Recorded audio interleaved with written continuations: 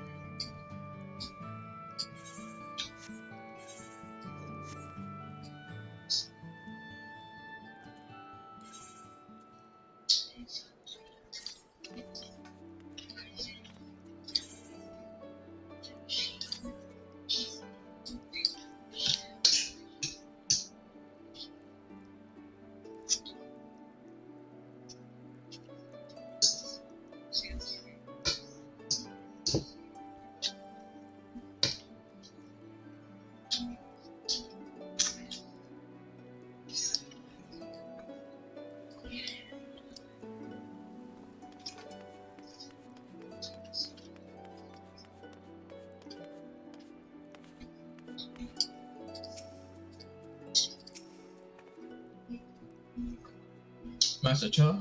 Why, yes, I spoke with him recently, though I recall he was in rather dour mood, concerned about Ilnor's neglect up in this tree, you see.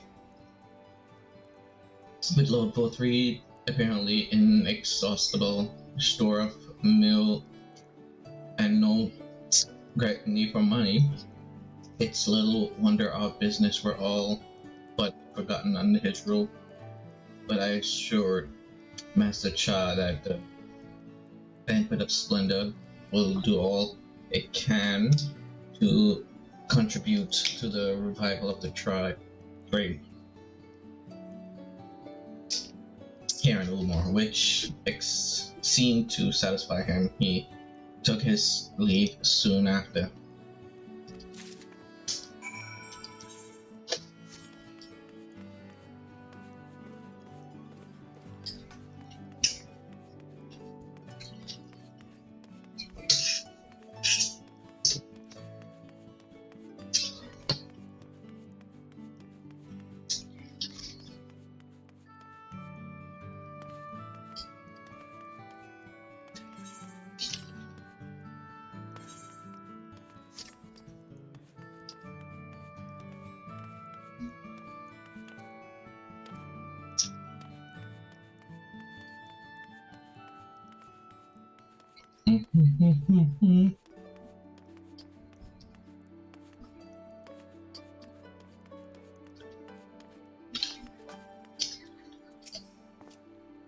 Looking for Master Cha, are you? Is something amiss? When I saw him, he seemed ready to collapse from exhaustion. I insisted he rest and catch his breath. We talked for a while, but was concerned over the city's defense, among other things. He made more than a few valid points. Many of our men are still recovering after our confrontation with Lord. That's funny. Vithra finding General Ranjit in a heap in the middle of the plaza shook us all. The man condemned no small amount of commanded no small amount of royal loyalty, and some of our longest servant soldiers seem lost without him. Not that I blame you, of course. Without you and yours, we would still be blind to errors of our ways. Anyway, finding permitted proposed replenishing our ranks with volunteers. We have a duty to protect not only Yulmore, but the surrounding regions as well. For one, would welcome my men or women willing to take up arms in that cause. Indeed, I told him as much, and he seemed relieved to hear that. Indeed, as I recall.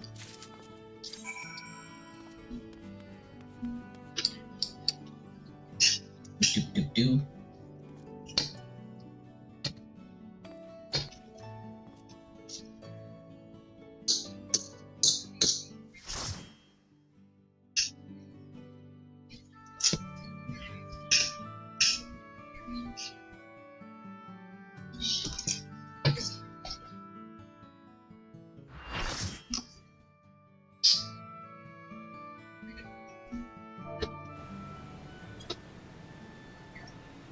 Why do we keep getting this over and over and over?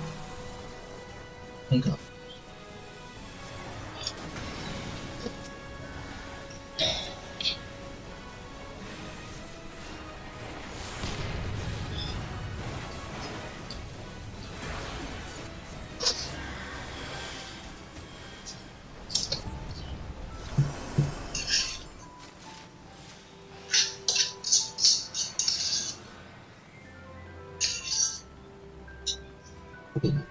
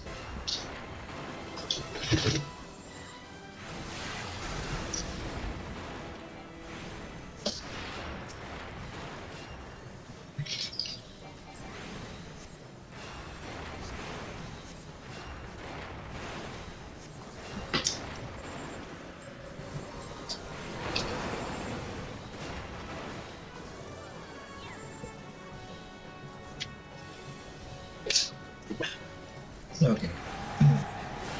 Finish eat. I can focus on the game.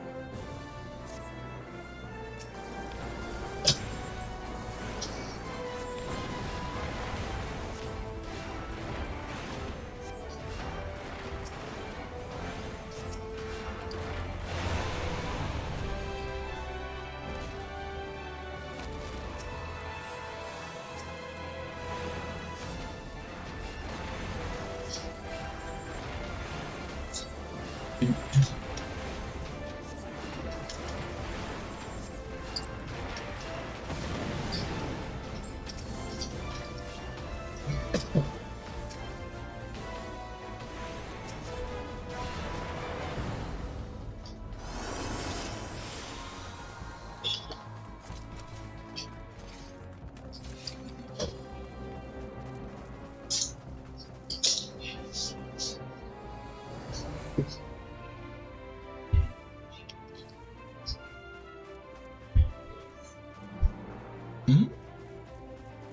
What is that?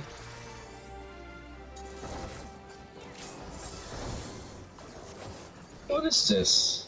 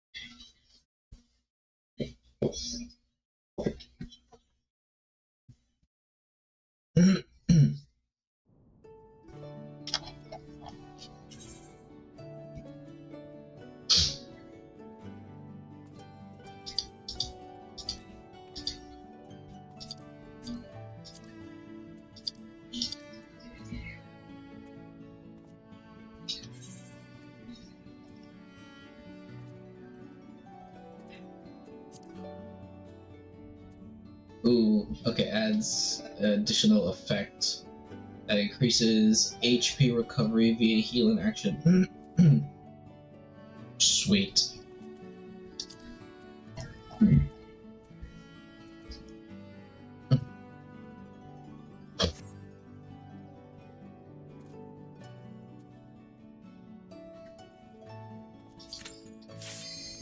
Okay, that's quick.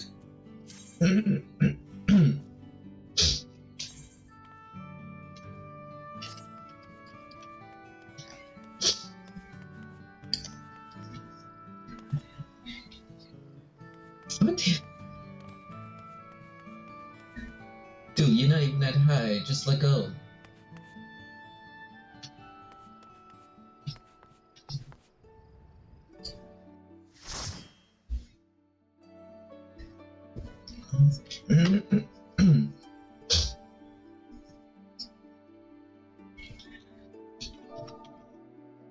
Goblin. Drain. Drain.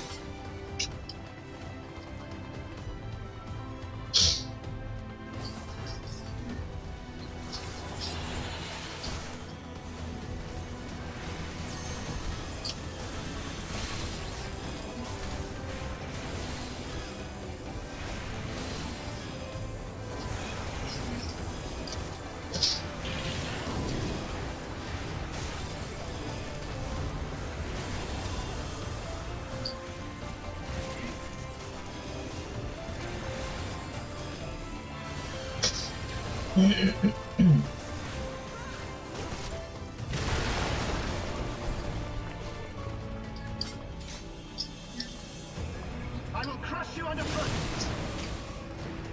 Savages. In the name of the Emperor!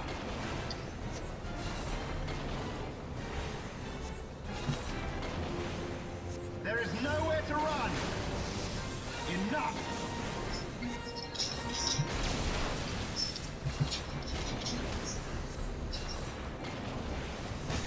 In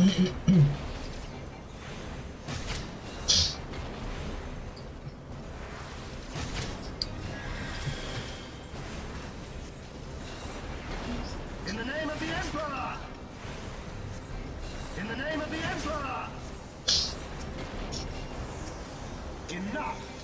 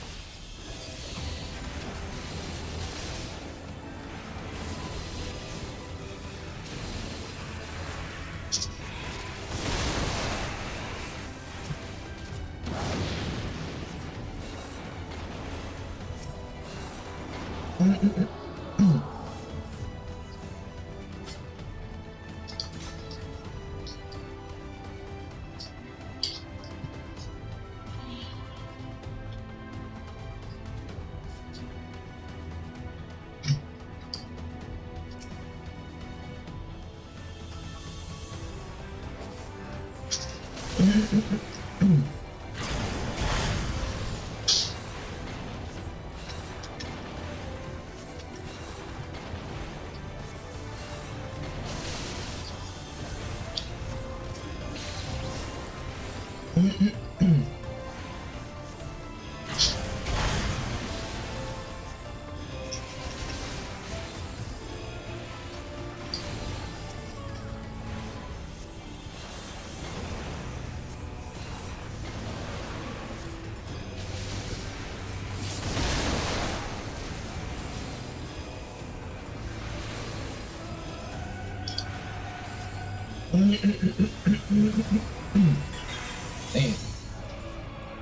I feel like I got something stuck in my throat.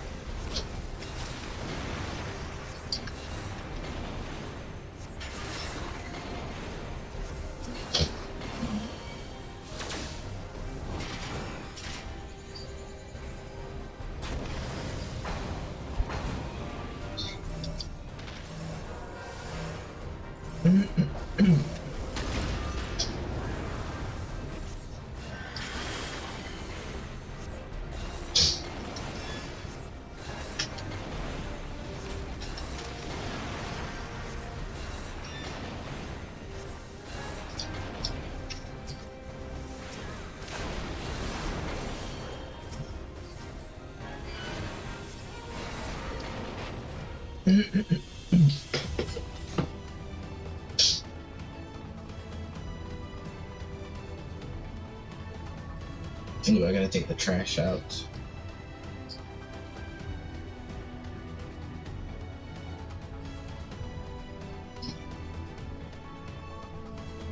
Okay, I'll take the trash out after I finish this dungeon.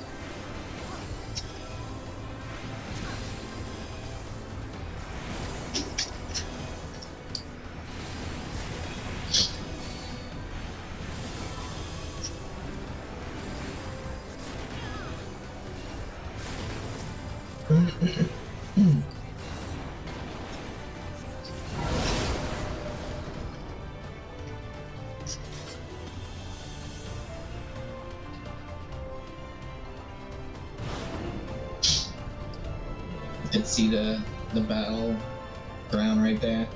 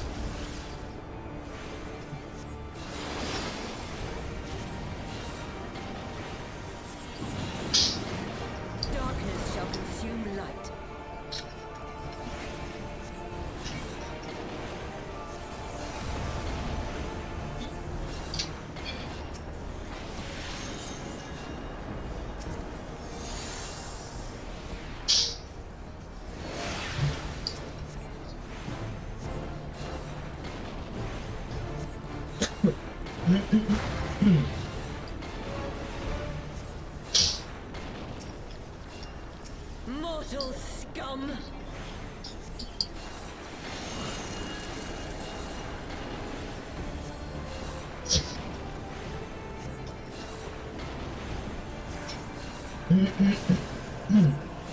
Know your place.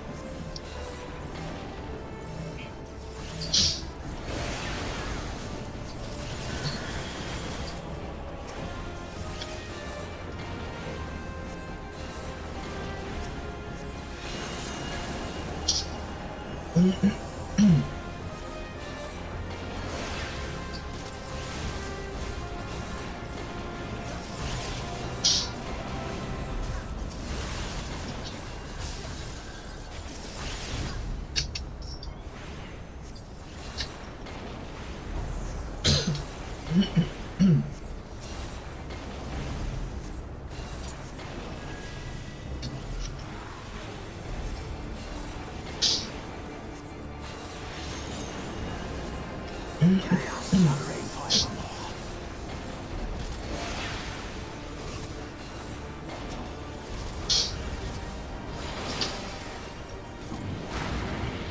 Your light shall burn no more.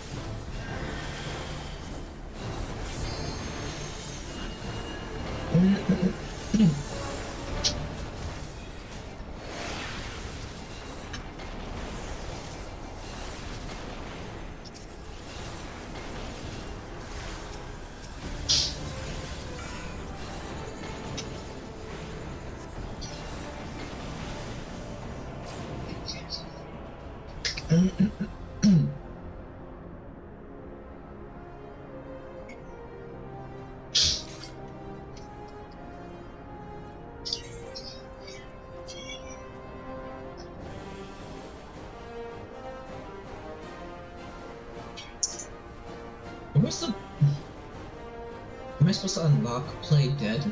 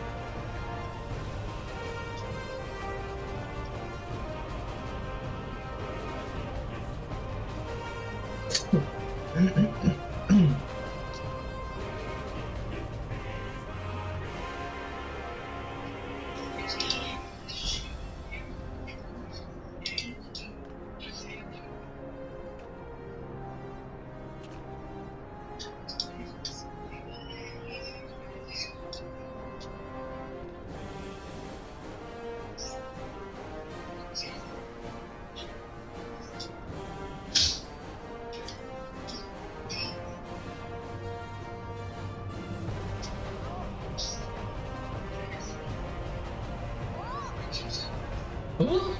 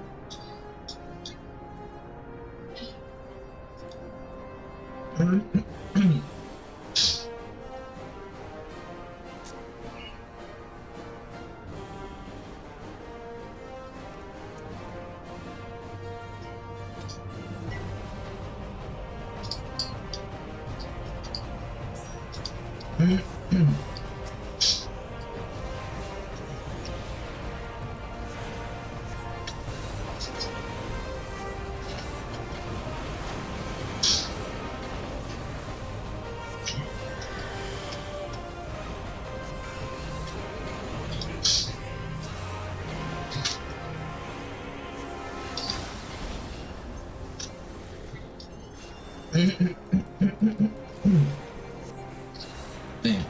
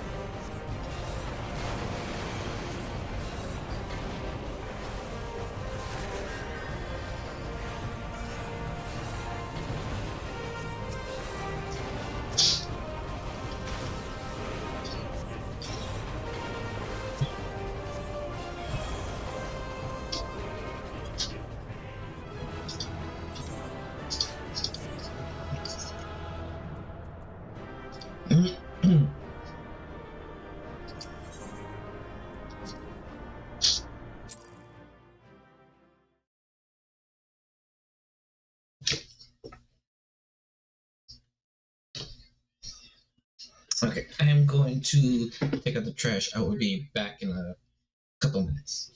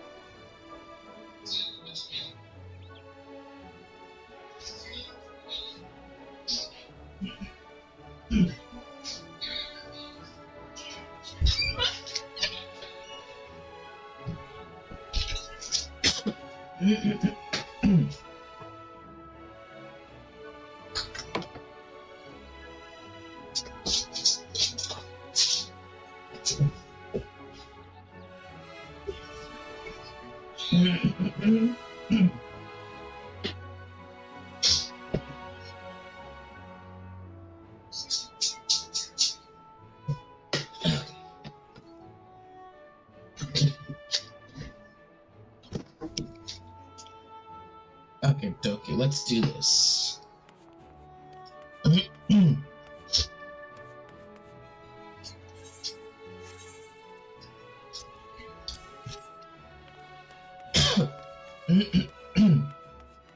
Oof, it is warm.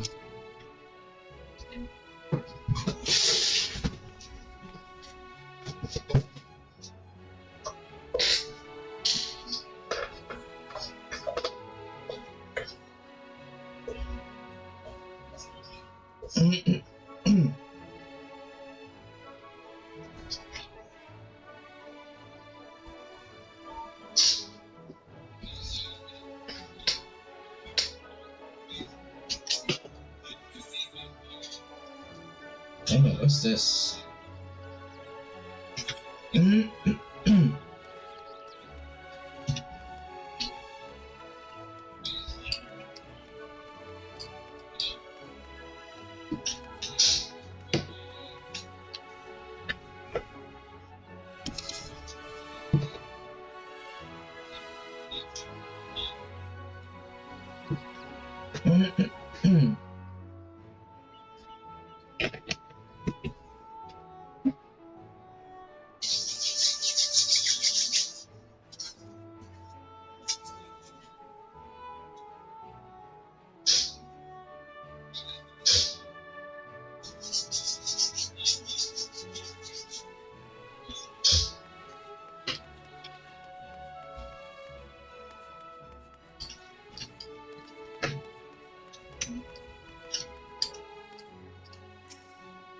I recall a man put in the description, asked to speak with the poor buggers lately come with.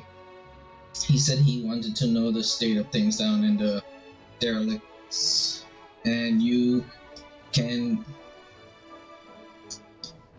and you can give him an earful.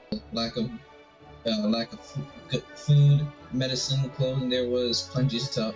We went high and low for whatever we can scavenge, and it's barely enough to fill our bellies.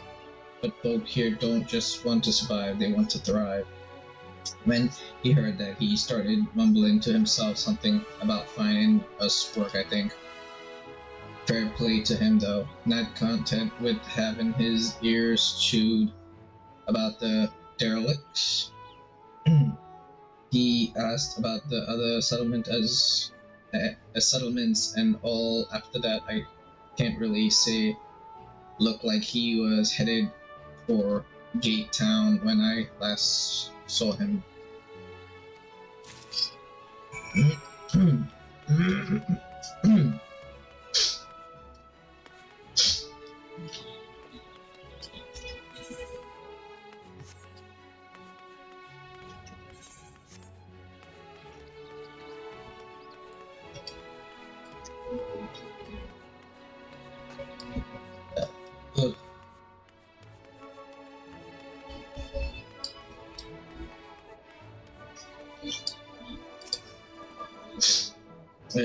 There you are. How did you fare? Have you learned anything which might offer a clue as to Master Chai's whereabouts?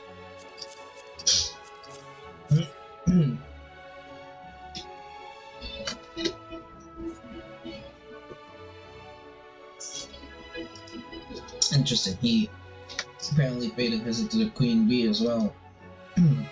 They discussed the possibility of granted admission to customers for outside Yulmore, an idea to which the proprietor was surprisingly receptive. Sounds like he's got big plans for the place. Yulmore, I mean, not the V. Perhaps, but the question remains, where did he go after leaving the city?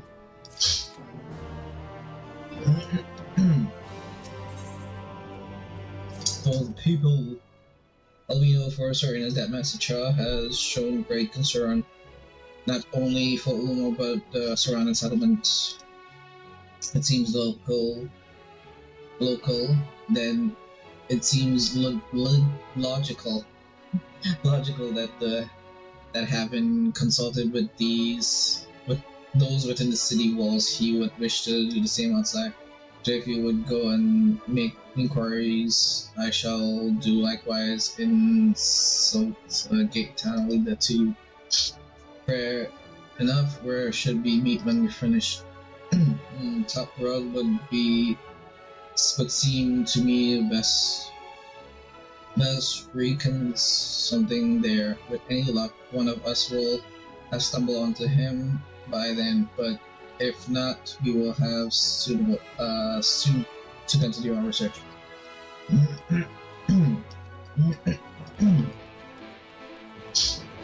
Oh, right. I wonder if there's check in here some while back. It's not much, and that's what their bed looks like. Their bed looks like the carpet for the door. I hear footsteps run across the roof from time to time. I don't mind. It's only people finding joy where they can, I'm sure, but I do worry someone will fall. That's cute.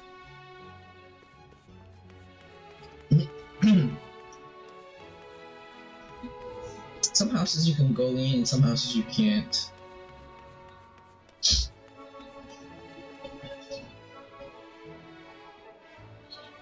Where's their bed? Oh, they bed up there? How did they get up there though?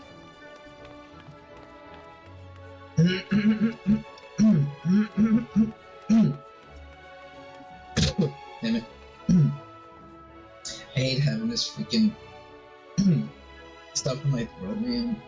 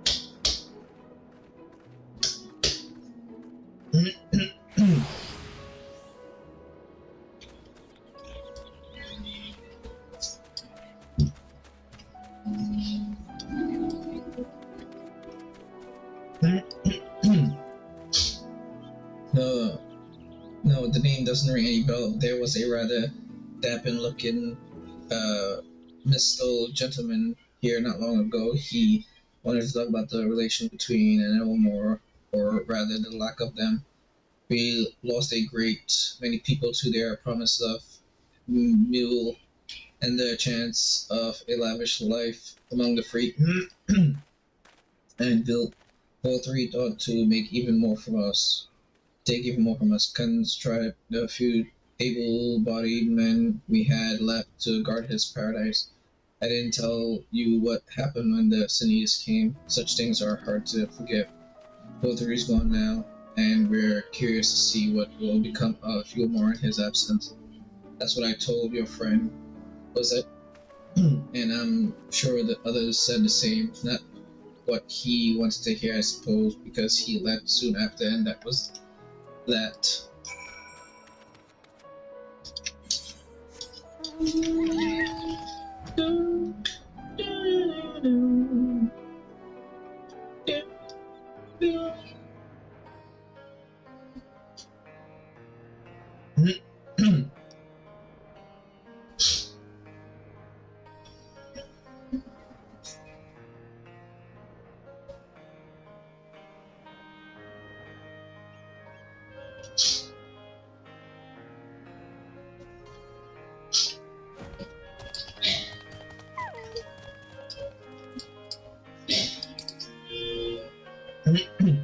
So you paid a visit to boats and Gate, found as well, did he?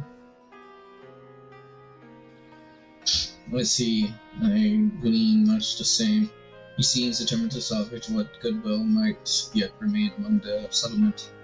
The only likely place he left is come let us quickly.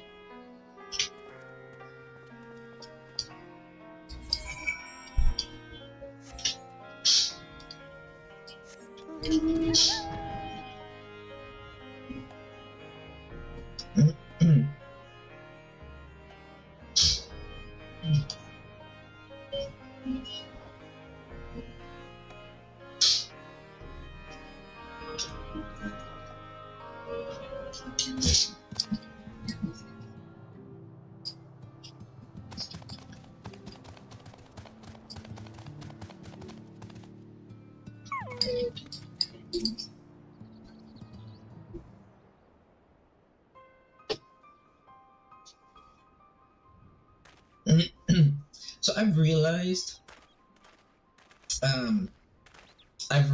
that you can tell which one of these like cutscene things will be voice acted and which one will be reading. I've noticed because the voice acting one, the camera will be dynamic, it'll be moving around. But when the camera is placed in a specific spot like this, like how it is, it's not moving around, it's not getting different angles. That's when when you have to read.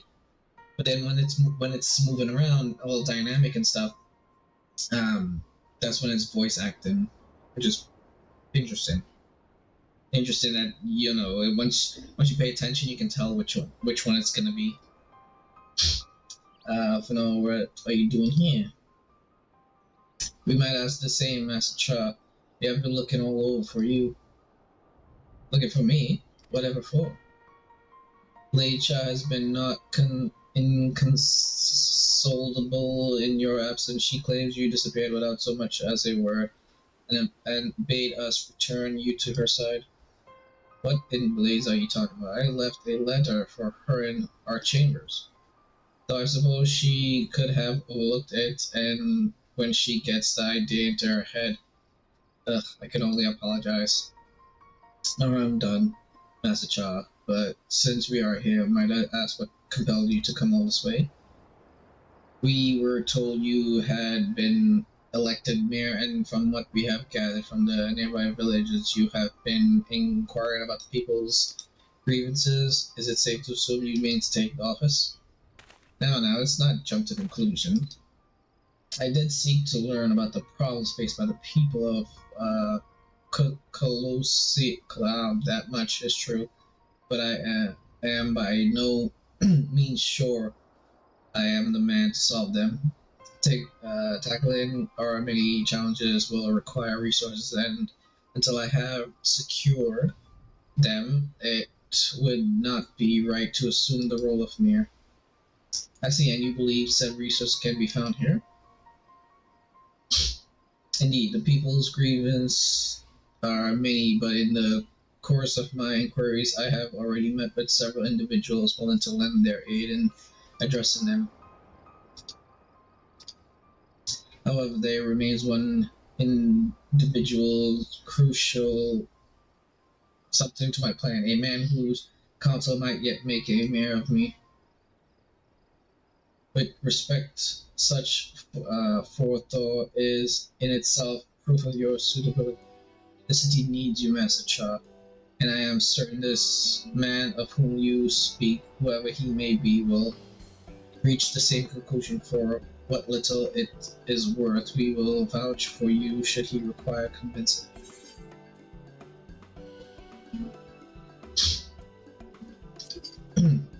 Whatever you need, ma'am. I don't know what to say.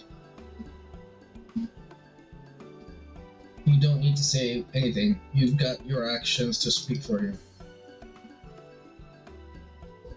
As for as long as I can remember, all I ever wanted was to make it into Umar.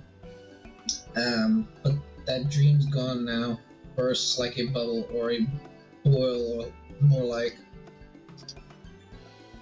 Anyway, outside of repaying Master Alphino, I haven't had a clue what to do with myself. Spend most days in a daze. But you've been running up and down trying to find a way to fix this mess for everyone. I reckon you can do it. You got this lot up.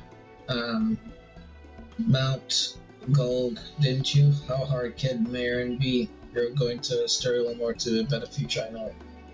And I want to help properly to help do something that makes a difference. I don't know what it is yet, but I'll work it out on the way. If you let me come with you, that is.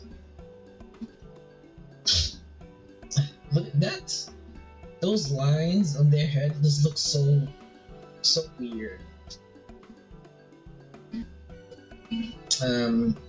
You give me entirely too much credit, lots of you, but can't deny it gives me heart. Come then, let us press on together.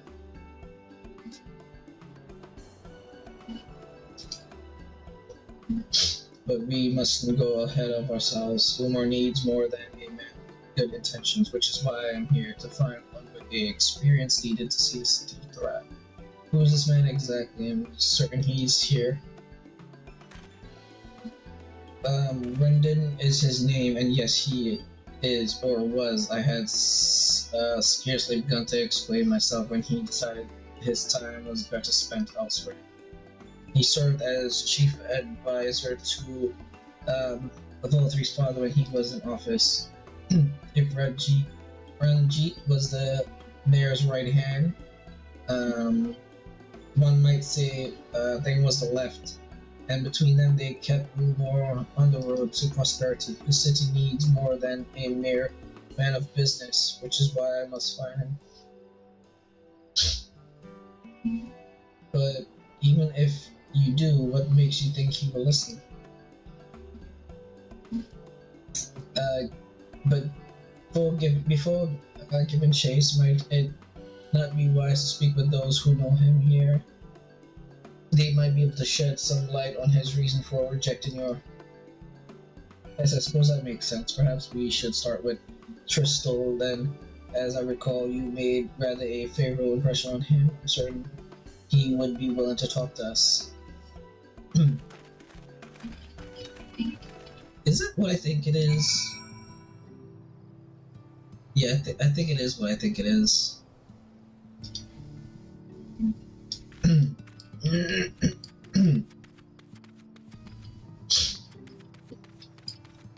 I keep seeing this weird thing right here. It's not on the game, so it has to be from the little V2 character window.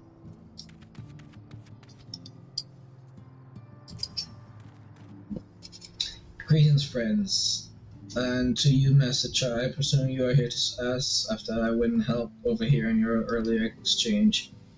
Well, yes, with Drill 3 gone, Ilmar need once for a leader. Should no one rise to the challenge, the city would very well collapse. I came here seeking counsel in the hopes that he could build a better Ilmar together.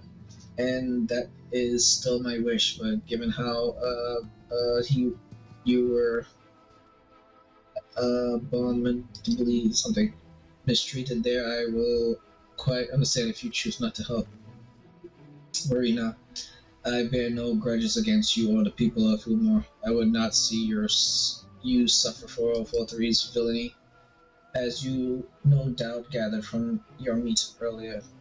Rendon can be rather uncompromising. He has his principles, you see, and little patience for anyone he deems less committed to their own.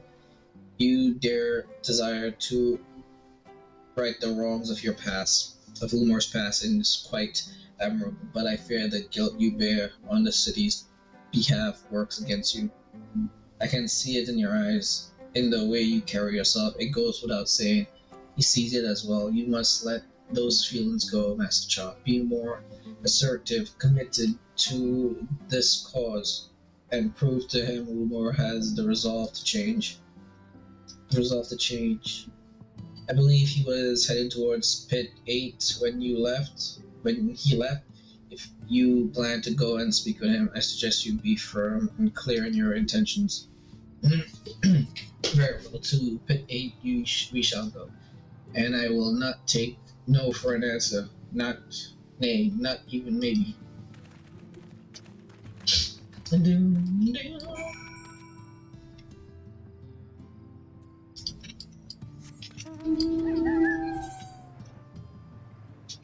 Pit 8. Is it the little town?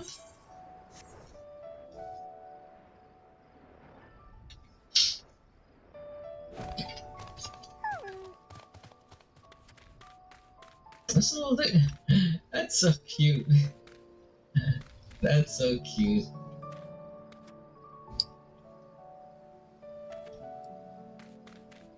Oh, that looks cool. That looks pretty cool over there. Ulmore lit up like that. Ulmore.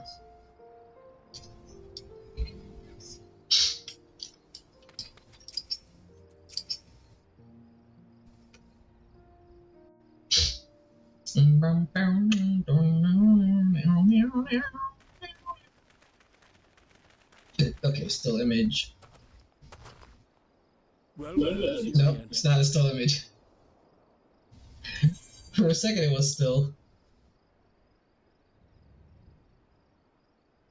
I see you've invited your friends. Need them to fight your battles for you, do you?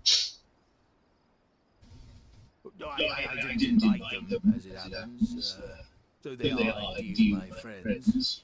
Well, not only mine, but every true Ilmorans. They are the ones who awakened us to the truth, to Lord 43's villainy, the famous warriors of darkness. Oh, they know. Yes, they are. It would be no exaggeration to call them our saviors. We owe much and more to their kindness, but we cannot depend on that kindness forever. To do so would be a little different from entrusting our affairs to Lord Hawthry. Nay, we must learn to stand on our own 2 feet, and and I would have them present to witness my intent. Yes, you got this, man. Master Chai. Your sentiments are admirable, yet admirable sentiments do not a nation make.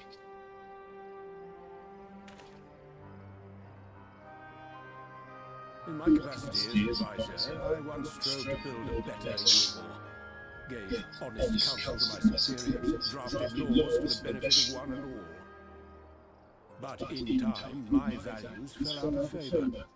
There was no need for them in this paradise Vorphy was creating, and so I left my homeland behind. But you, Chai News, you were content to wallow in ignorance under Vorphy's auspices. And so I cannot help but ask myself what manner of nation you intend to build.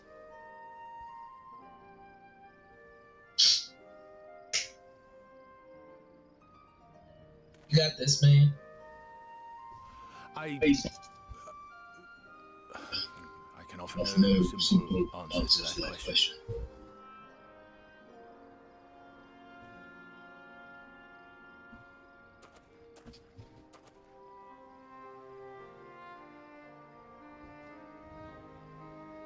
But this much I will say. It is my hope that Yulmore can become a nation which her citizens might freely choose to build together.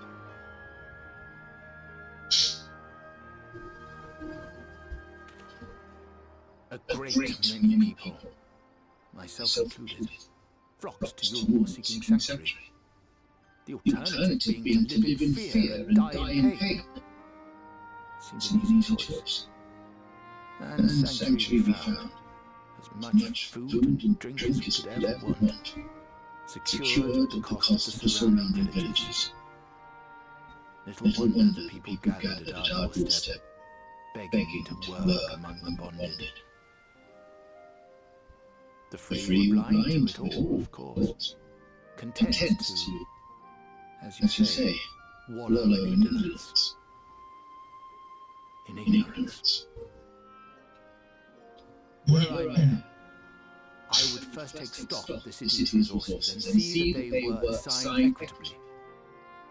Our days of reckless consumption are behind us. The distinction between free and bonded died with Vorphy. The needs of rich and poor alike must be considered if our nation is to survive. I would take steps to secure channels for supplies, rekindle relations with nearby settlements, who re-establish industry, reach out to neighboring nations, and the list goes on and on.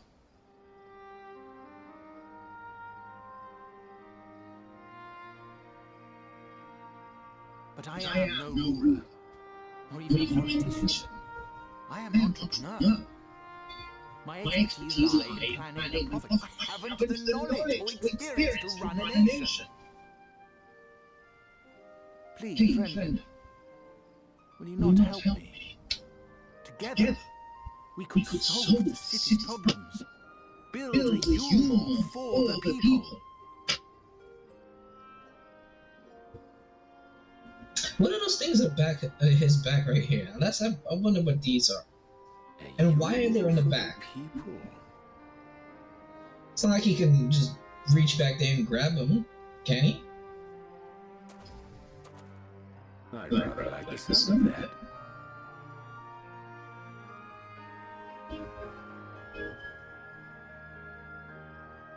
But before I offer you my counsel, I would be certain of your ability to perform the duties of office. You would? You asked me to help you solve Yulmore's problems, but first I would see you solve one on your own. Accomplish that, and you will prove both to me and the people that you are a man worth following.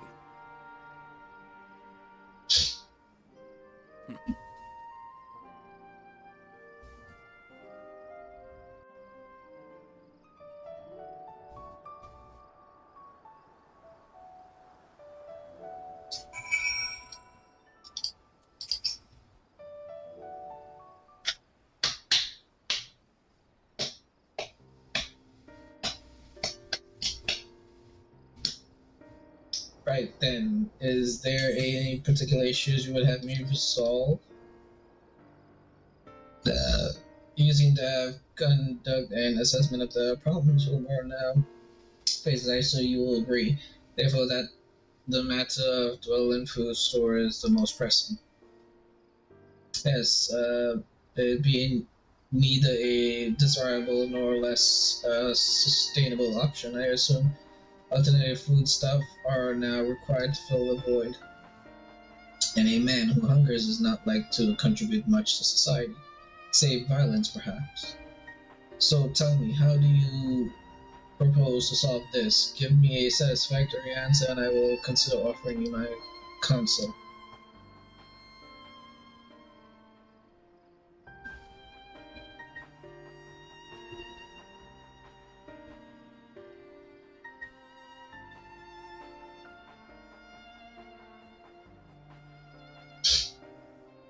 A combination of measures would seem to be in order, one to address the immediate issue of supplies, and the other is that of production. Go on. For the present, Wilmore's coffers can be used to purchase food from our neighbors. This would afford us time to address the underlying problem that affects us all, the long-standing neglect of agriculture. The villages that once served as resource of trade for foodstuff must be repopulated. That means their means of production restored. This assumes, of course, that we can rekindle relations with our neighbors, guarantee security and stability in the region, and most importantly, find people willing to leave the city and make up the rebuilding efforts.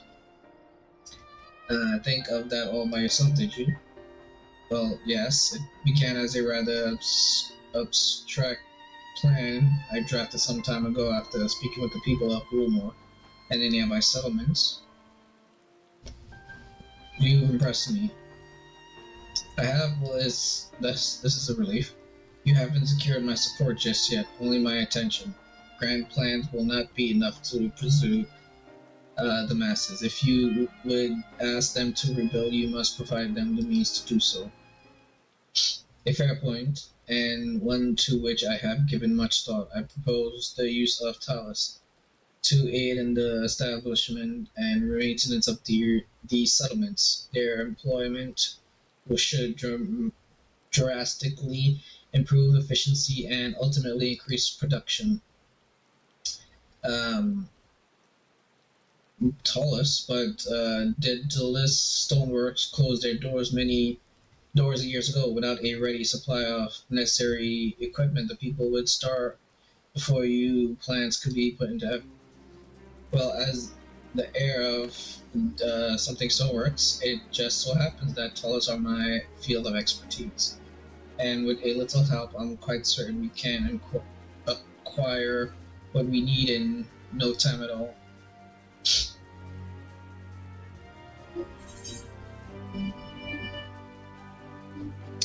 You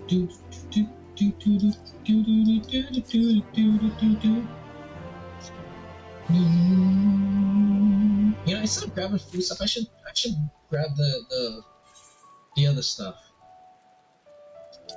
I should grab the these things. Yeah. Cause then when I eventually have low money, I can just sell them. Finding good help. It's quite right. Building tallest from scratch would require time we simply do not have, which is why I propose to make use of the long-abandoned tallest which wander the wilds of. They will need to be deactivated, of course, and if memory serves, the tools required to do so should still be a top rug. Come with me.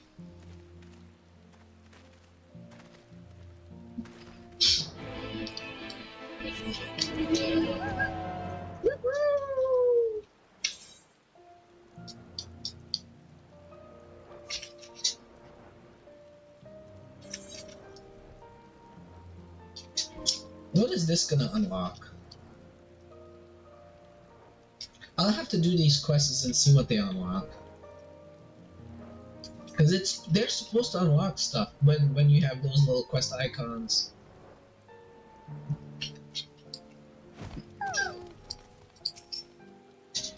Oof.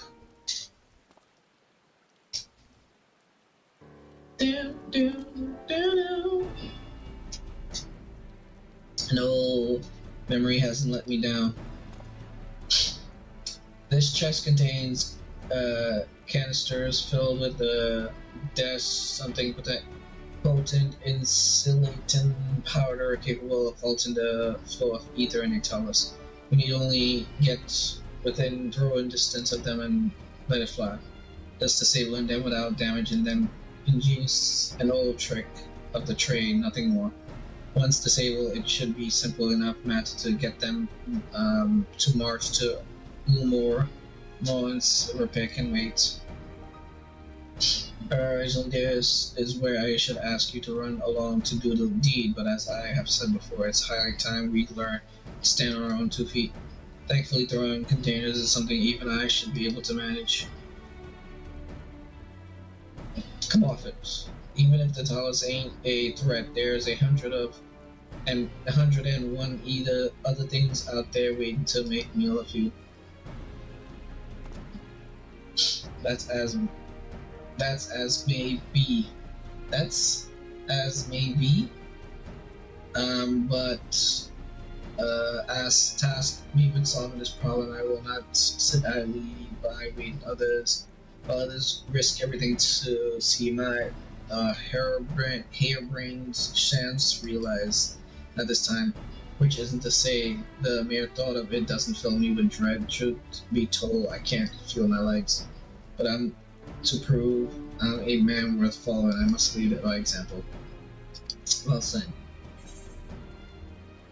Alright, but if any trouble, you can call it off. Yes, well, it should go without saying that I have no intention of dying for this. I've always preferred living to see the fruits of my labors. And to make sure I do, I will require your help. As something says, these lands are dangerous if one is not careful. I would ask you to see a spyglass to look out for any beasts that could get in the way of my work. I'd also need you to alert me when it's safe to subdue the Taurus listed. Good, then let's be off to a quick way through the north gate and see if we can't find a suitable vantage point for you.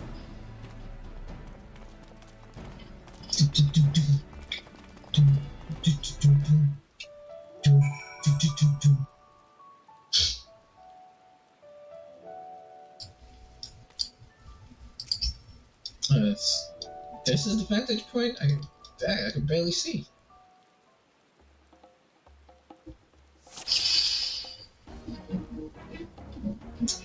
Alert message when it's safe to approach Talus. Go.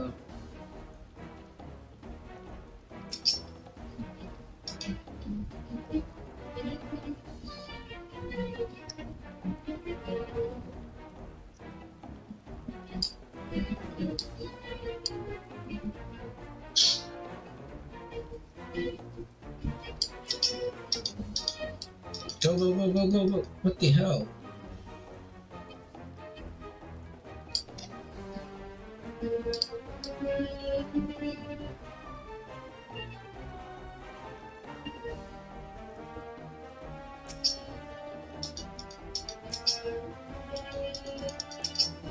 What the freaking hell?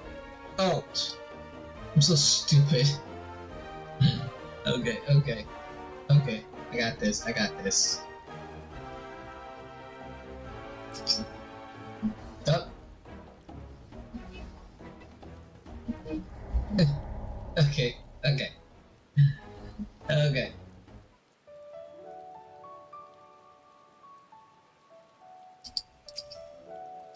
My My bad. I almost got you guilt there.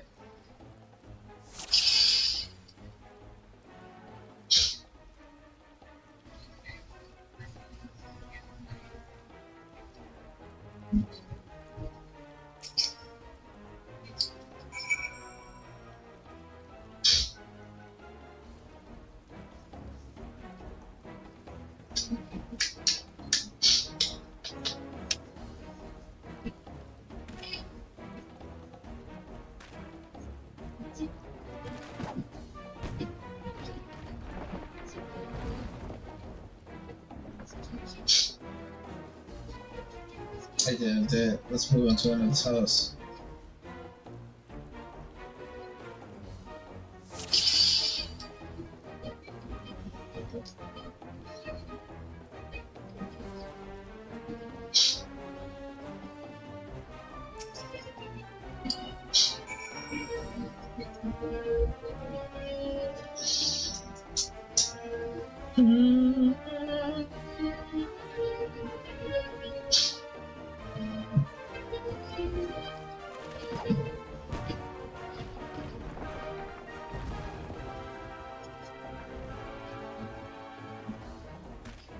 I got the hang of this.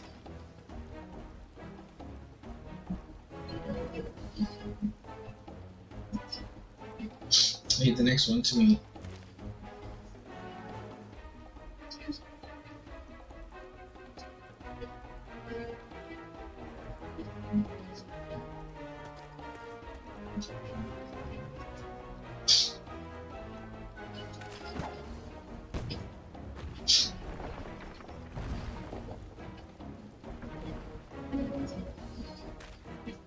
That should do it. Now we have all we need.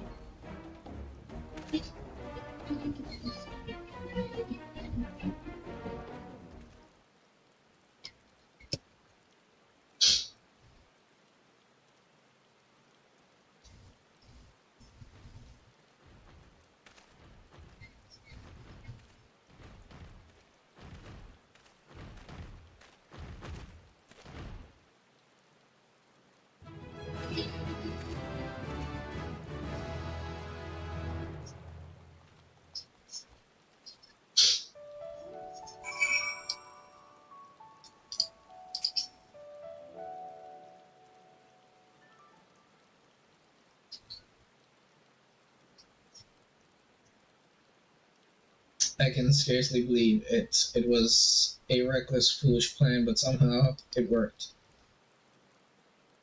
They're quite big.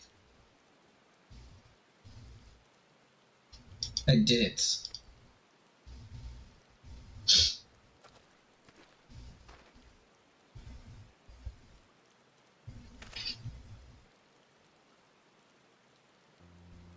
Message, I believe I owe you an apology.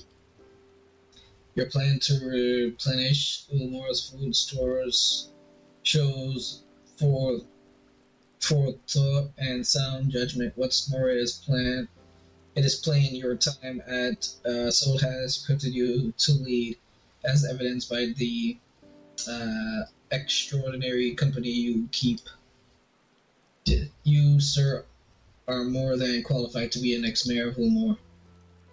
I thank you for your vote of confidence, but the fact remains. I am wholly ignorant of the world of politics, which is why I would ask that you join me and grant Ulmore the benefit of your... I would be honored. When the people behold these towers, I have no doubt they will lend you their support. It would seem Ulmore's leadership is at last in capable hands. Would you not agree? We should probably get back soon, Master Cha. After you were tinkering with the towers and all that, Lady Cha is worried sick.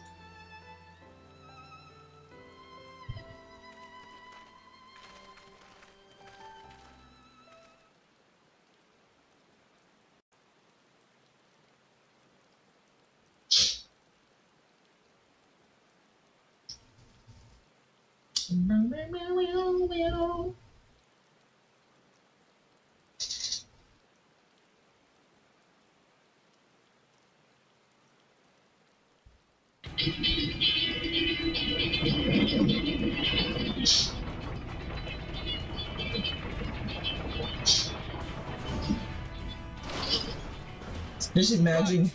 Right then, form a line and make for your more.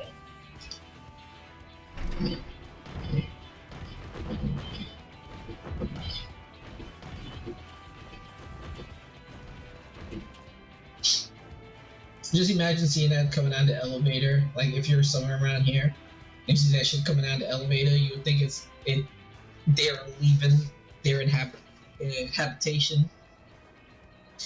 And danger is on its way.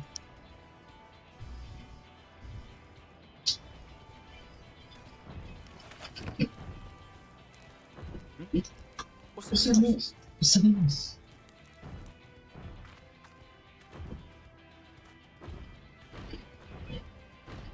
Wicked wife, run away, tell us. Call me God!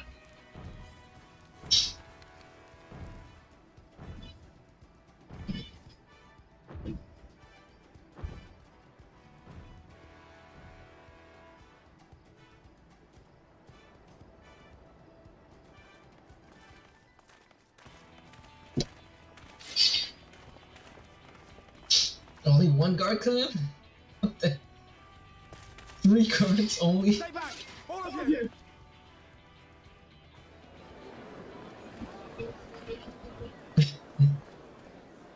She runs. She runs like a heavyweight person. Is that?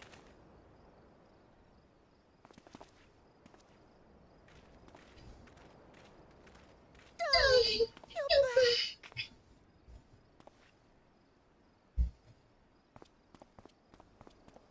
But of course I'm back. You didn't see. Yes, I can't.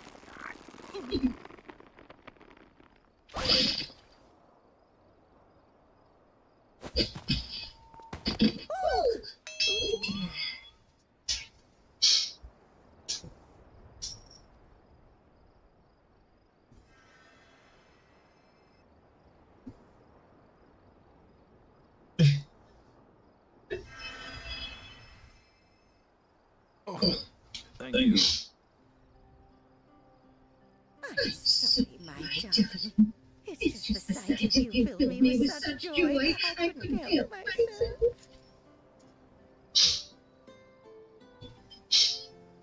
Oh, no, it's all right, dear. I should have just come out and said what it was I was intending instead of entrusting the task to a hastily scribbled letter. Doesn't mean you'll do it. Well, here, I mean, not that my absence signified any unwillingness, you understand? Oh, to be further from the truth, I'm left to investigate the former mayor's senior advisor. And now that I have it, I believe I am ready to take office.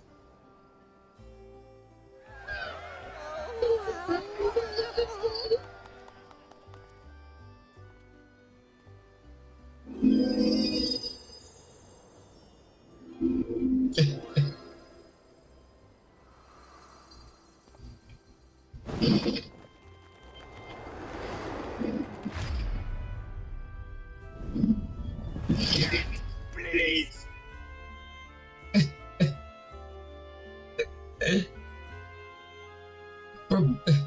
Normally, somebody with her size wouldn't have that amount of strength, but I'm guessing because it's, you know, a place of magics and swords and stuff like that, her strength, especially the fact that her race, could contribute to her strength. Being so strong to the point that it actually, you know, puts his back out and stuff. That was quite a reception when Master Cha will struggle to forget. Once years later, so the Tullis has seized the public's attention. Once word has spread around a little more, it will be that much simpler to gather one and all so that Master Cha may make his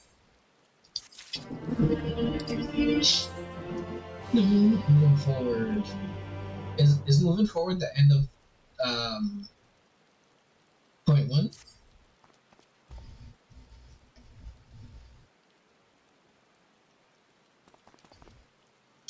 No need to fret, Junta. I have never felt better. And not all at all overawed by the prospect of addressing the assembled mass stuff a little more. As for where to do it, if we're to everyone we might first wish to attend, I suppose the only place would be the Emmer something. Then I will go and spread the word amongst the citizens, both free and bonded, that they are to assemble there to meet their new mayor. You there, was it? Would you go and inform the resident of Gate Town and derelicts? Of course I will. But I will let the guards know not to bar the way to Volturi's chambers. It goes without saying that I expect Warrior of Darkness to attend. Soon he is available. Might as well see it through to the bitter end, eh? The door to the crown lift will show you up. The guard to the crown lift will show you up.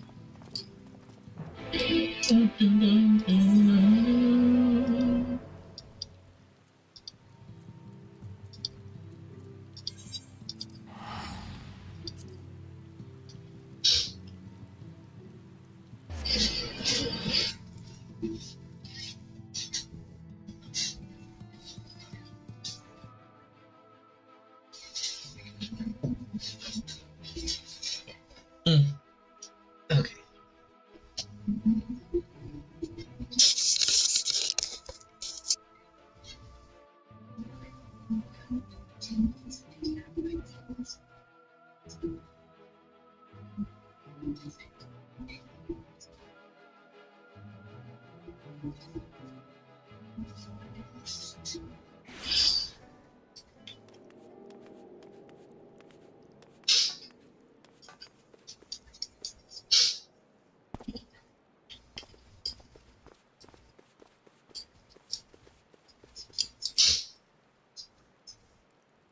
Yes, Master Child told us to expect you. It is already filled up with people of all free bond. But you're a guest of honor, you will have really.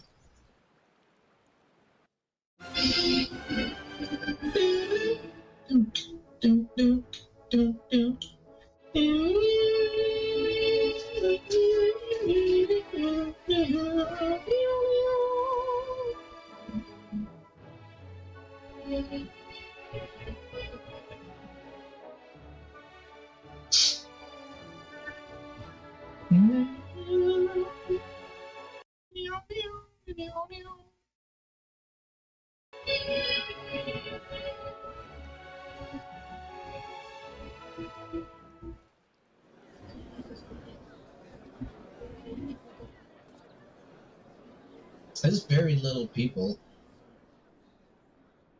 I guess it's because of the FPS. Not the FPS, the ping.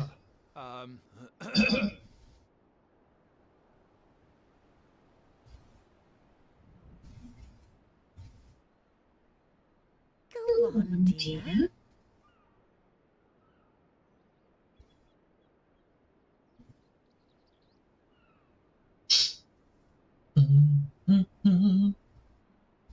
Oh, you can see the elevator from here.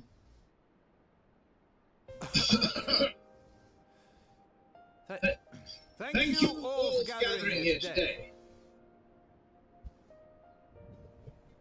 Before going any further, could I ask free citizens of your to look around?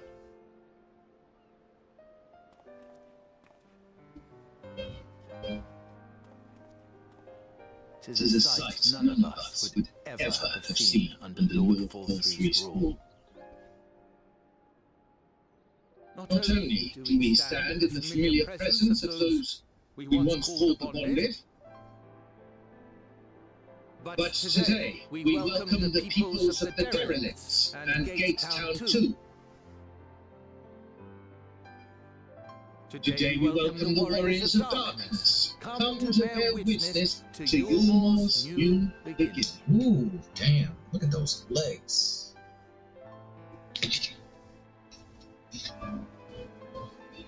As you know, an election was recently held, at the end of which I had the honor of being chosen to succeed Lord Volturi.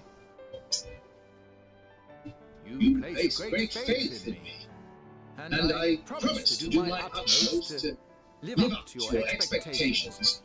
And I will seek always to carry out the duties of this office with integrity and fairness.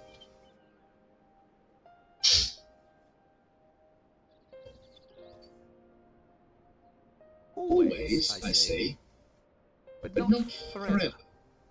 Let it be known that I do not intend to hold this post indefinitely. I consider myself but an acting mayor who will serve only for the interim, while I'm not wearing is headphones, reshaped so according to a new set of values. I don't have good enough headphones. So that's why I'm not wearing headphones. So when he's speaking, it's coming through the mic, and my VTube character is also speaking. No longer can we think of ourselves as divided, as the free and the bonded, citizens and non-citizens. The systems put in place by Lord Porphyry must be undone. But even as we tear down the old, we must give thought to the new, to what manner of nation Yulmore should become. Whatever the answer may be, it cannot be decided by one man alone. And so I propose that an open forum be held, that we might all discuss how best to strive towards a better future. However, there can be no talk of the morrow unless we first address the issues of today.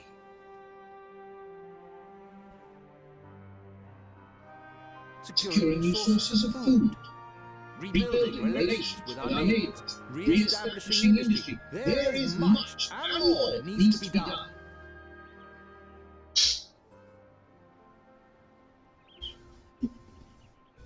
Too much for a mere man of business. And so I pledge instead to do everything in my power to ensure our city's security and stability while we all work together to see these problems solved. The road before us will not be easy, and I know full well how daunting the prospect of honest labor may seem to some of you. But we must accept the reality of our circumstances. We must move forward. Here, man. This much we owe to ourselves and to the brave heroes who risked their lives to bring back the night. Once we have shored up our city's foundations and regained some semblance of normality, let us reconvene to speak of the future. Until then, I humbly ask that you lend me and each other your strength for Yulmore.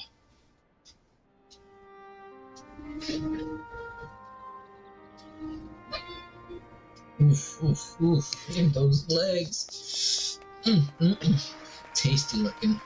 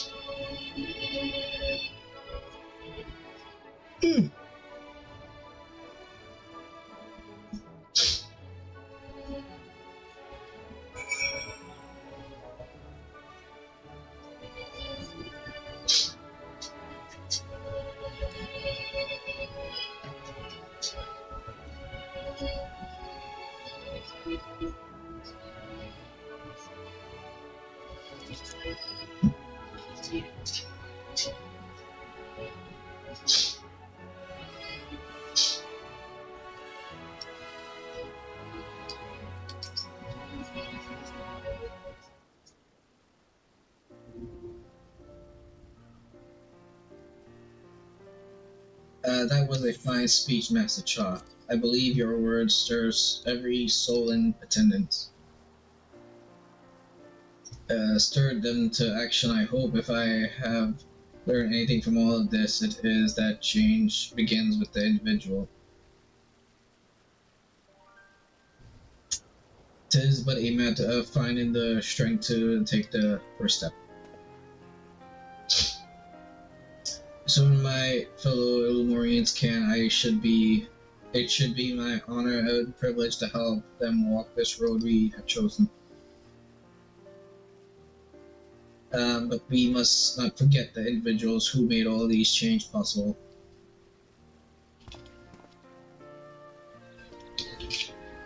Were it within my powers, I would carve a tribute to your heroism into the very stone upon which this city stands.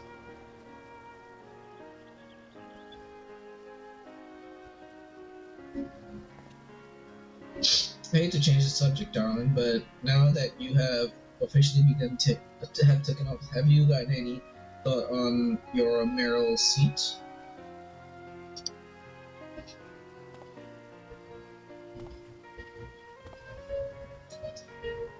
We will not be moving into the deers. It is too big for one thing, and too far from the people for another. We will retain our current residence and will govern here in the parlor. I was hoping you would say that. I much prefer the view from the parlor. Begging your pardon, Master Char, but you've got time for a word.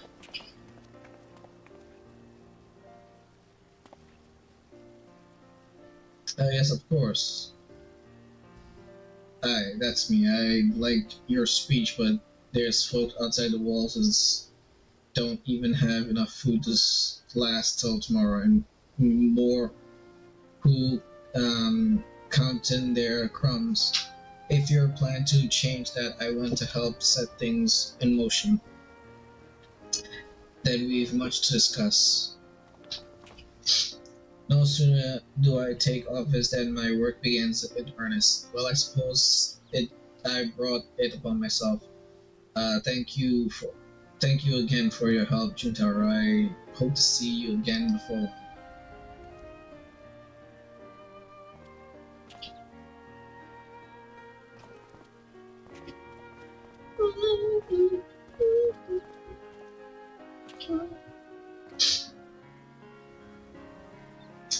What a day, I don't know what it means exactly, but I do know I've got plenty to think about. I sense we all have a great deal to consider. I had resolved to remain here until such time as Lumar's future was secured, but it is clear to me now that the city is in capable hands.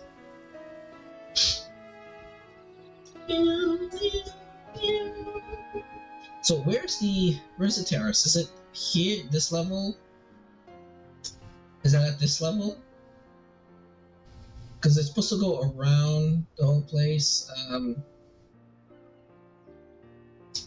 So, okay, I see the airship right here, so I'm gonna have to see exactly where the airship is at. Or is it down here?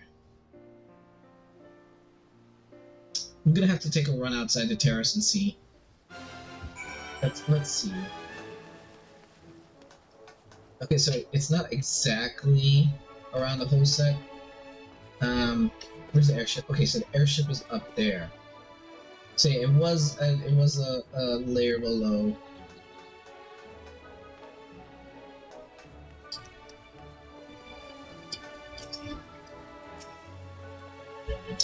And Alphino's leaving too, as he seems like everyone's moving on out. Everything's changed. I've been thinking about what I should do in all this. Like I told you, I spent most of my life dreaming about living here with my friends in paradise. That paradise is gone, but something better is taking its place, and I reckon I want to be part of it. This humor for the people Master Child been going on about ain't gonna build itself after all. Not that I'm much of a builder. Me and my friends will find a way to make a difference though. Help keep things changing for the better. You know, I haven't seen these friends of yours. Are your friends still around? A far nobler dream than the one which you clung before, and now I am happy to say we share. Whatever path you choose, I will pray for your success. Well then, when you put it like that, there's no going back now, is there? We've got a few ideas on how we can do it, but just better taking the first steps.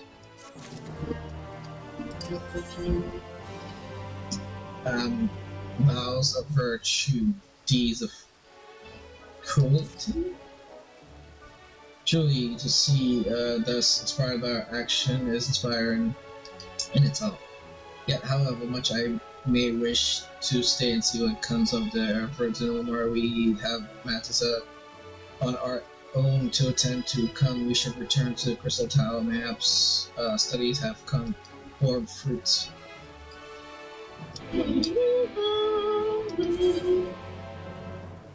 Plains of pleasure.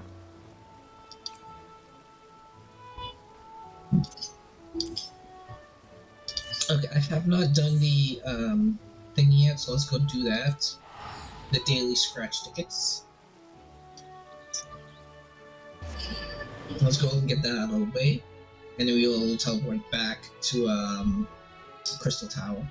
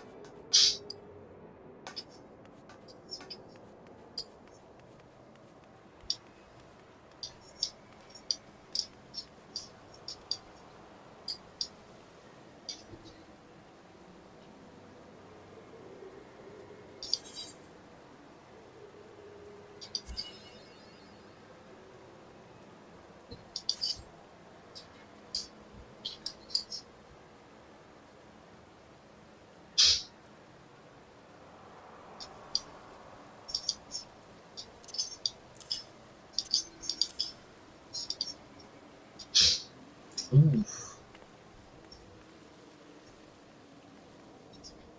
Hubba, hubba, hubba.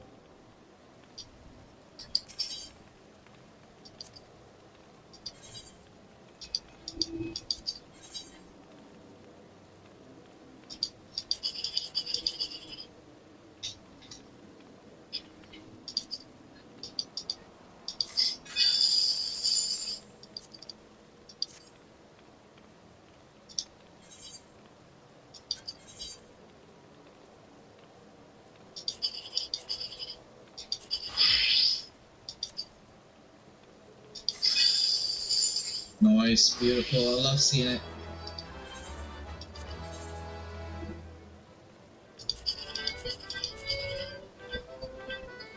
Eeny, meeny, miny, mo. Catch a tiger by his toe. If it holler, let him go. Eeny, meeny, miny, mo.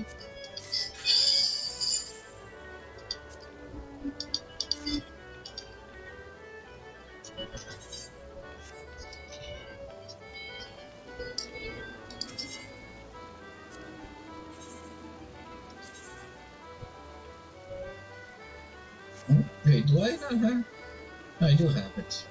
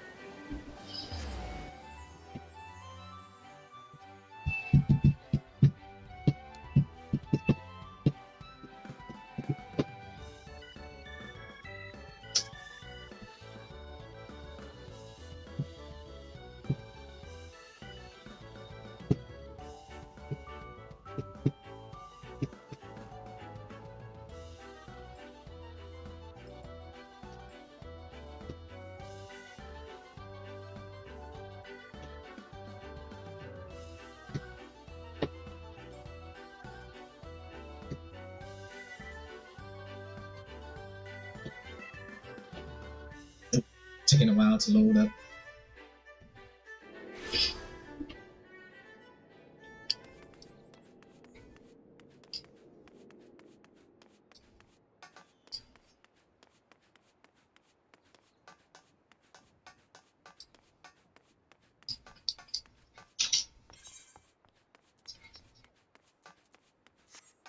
Oh, it's Luffy! Is he, what is he, monk? Is it a monk? Oh, he's Reaper. It's not monk. It should be monk.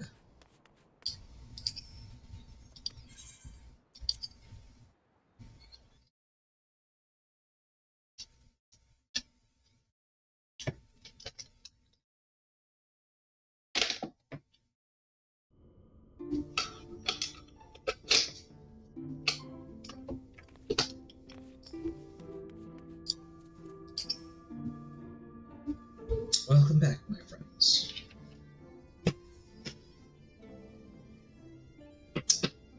We are given to understand a new mayor has taken office in Ulmore. Indeed, our good friend Master Cha was elected by popular vote, and after some considerable soul searching, chose to accept the post. It is a shame you weren't able to attend his inaugural speech, though I have no doubt you will see more of him in the future. But tell me, how fare you in preparing the White Oversight? Our work did not proceed quite as expected. In your absence, we had a frank discussion on the principle of soul transference and concluded at length that White Oversight was ill-suited for our purpose. But, Arianji, did you not say that compared to the Massey soul of an Asian, the stone could house one of ours with ease? That I did, and armed as we are aware, an Nebula Insight would indeed prove a trifling matter where we too disregard the individual link twins, mind and soul. A link which would we be plainly realize be weakened most something in the process of running our souls dormant. And accurate both require thus the shedding of this fleshy similar something. Jeez Louise, man, what's with all these damn words? And the surfeit of ether which compriseth them. Would I in likelihood deprive us of our physics as well? It would be possible to channel your minds into our side instead, but we would more than likely sacrifice your souls in the process, which is why we have abandoned that plan and instead devote our time to finding a means by which mind and soul might be transported together. Then we are no closer to the solution than we first began. It is a vexing conundrum indeed, but one for which the Crystal XR has poised a most intriguing solution. Our discussion turned into transference of memories, the physic. I would not help but be reminded of a technique with which I have personal experience. Juna, do you recall what we learned of my eyes from our encounter with the siblings? I speak of the royal eye of Aleg, primal line, gifted to my forebears. Though the blood and memories of the ancient Allegan, it is by this gift that I am able to control the Crystal Tower. If we were to gain and understand a technology by which the Allegans were able to accomplish this transference, perhaps then we could keep mind and soul together. Imagine if you will, a device that unto a soul crystal replate not only with our world memories, but also the bounteous energy of the soul. This is our current investigations, and we will follow it wherever it leads. Excuse me, while you thus engage. On to the music. I think it's best that Junta'u return to the source and inform Kral and the others of the finding. Agreed. I imagine Taru will be relieved to hear we've made progress on our sort. Then I shall beg leave to relay our findings onto Thancred and Rain, and to assist where I may in their investigation of the MT. Yes, please do. Should we have need of your counsel, we will not hesitate to summon you.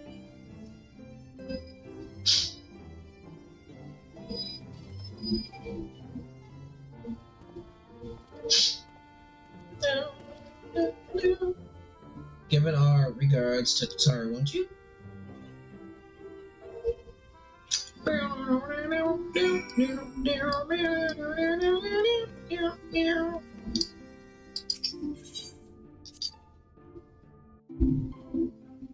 I know I could just teleport there, but I want to use that to transfer.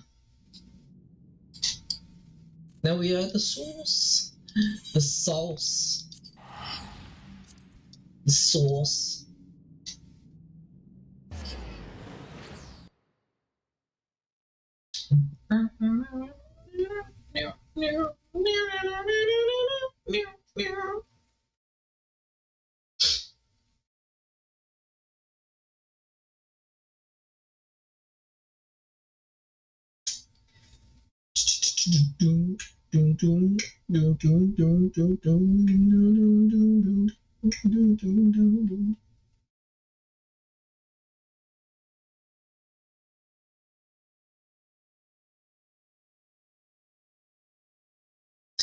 Yeah, I figured that if I had teleported here, I mean, use the source thing instead of the crystal, it would have lessened the load time, but I guess not.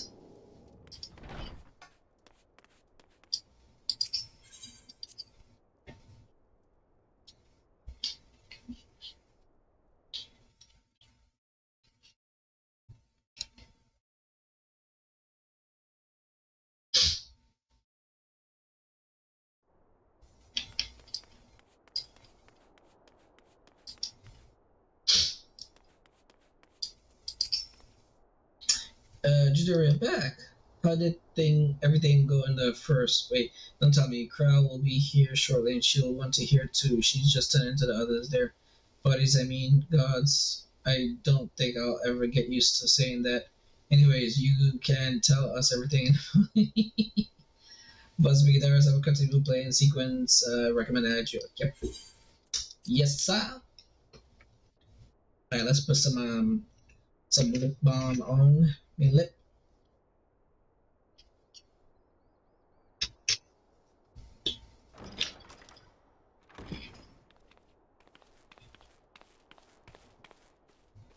Sorry to keep you waiting. I've carried out the treatment as per Master Matoya's instructions. It should slow the destabilization of their corporeal ether quite significantly. But tell me, how far are our friends first?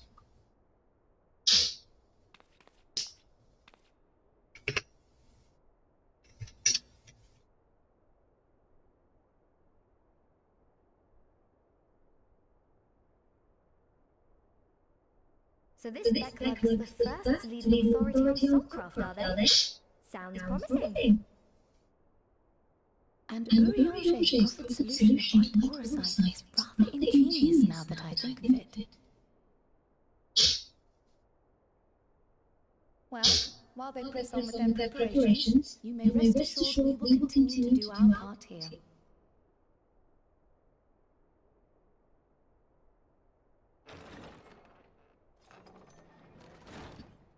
Oh, you're back. Estinian!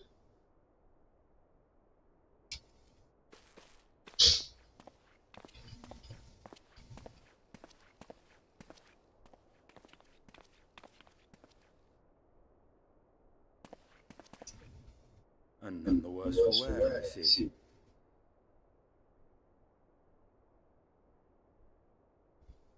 Estinian! Oh, thank the gods!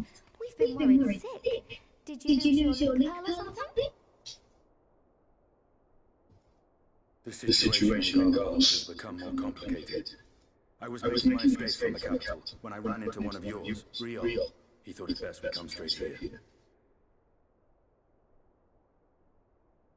More complicated how?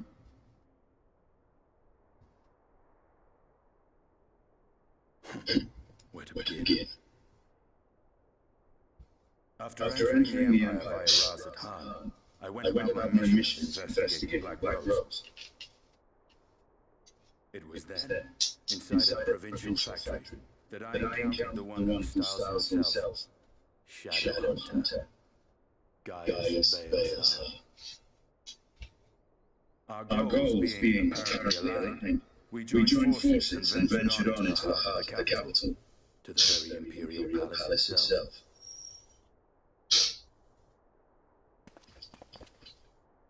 There, we found a man whom all assumed dead.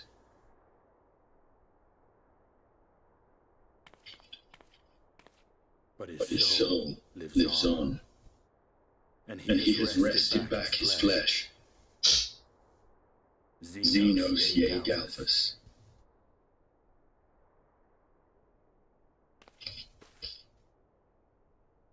Nor did the surprises end there. For no sooner had we arrived than he murdered his sire in cold blood. The Emperor is dead. He sent Gaius into a rage, and he charged in, blade drawn.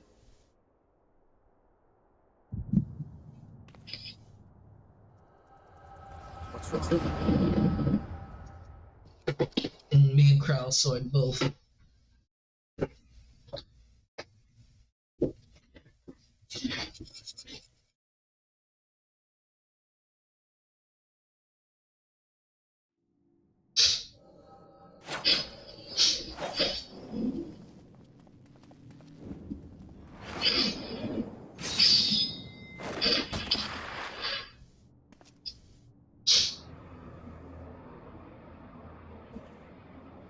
Ooh.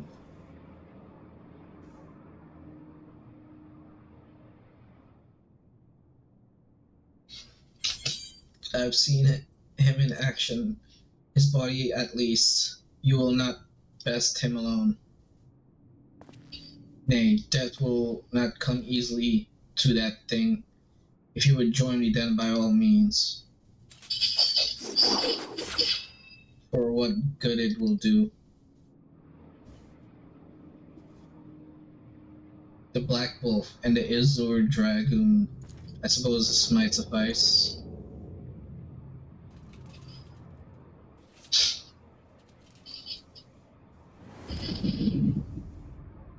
Come then.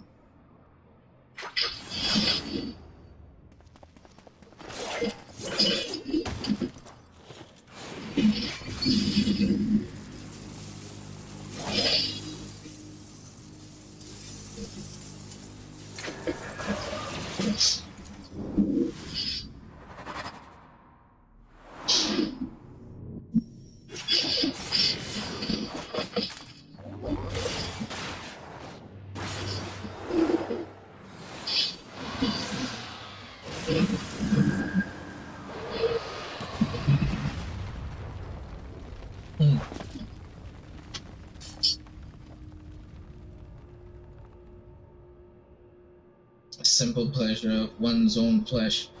Truly there is no place like home.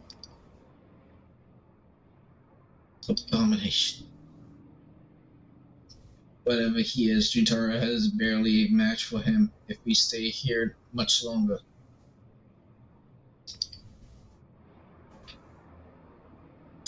Emperor, your radiance, are you alright? We may wear out our well.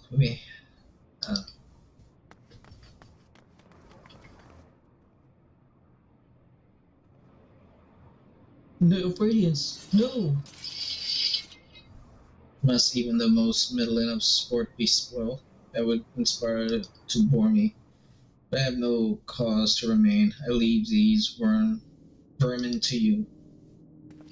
Xenos!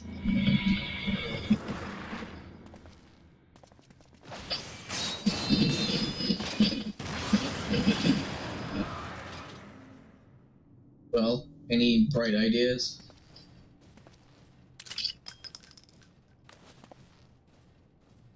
Just one.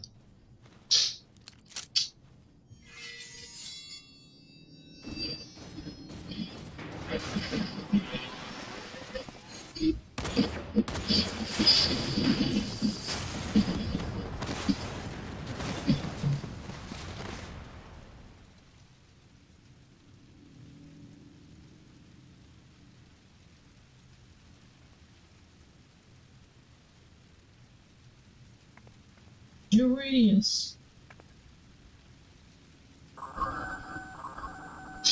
The intruders have taken flight. I repeat, the intruders have taken flight. Deploy all available magic armor. We cannot let them escape.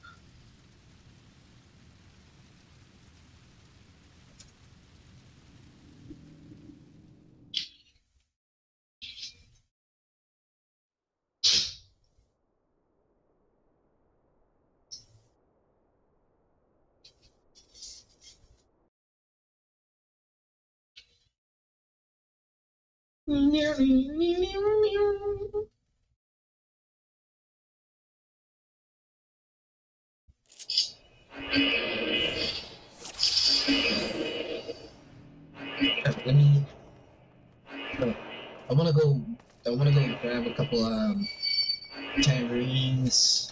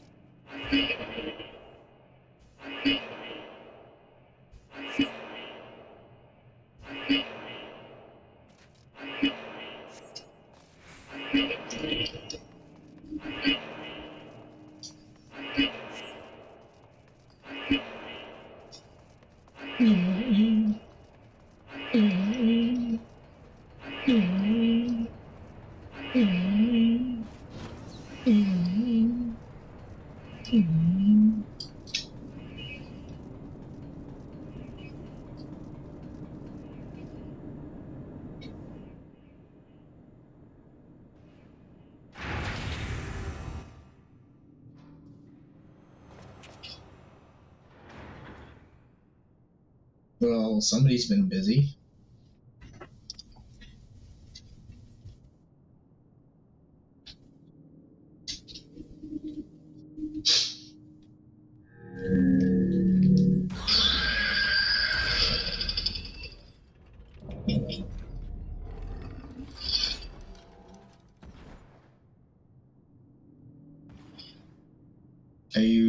would bar my way, would you? So be it. Come, Nidhogg, lend me your strength.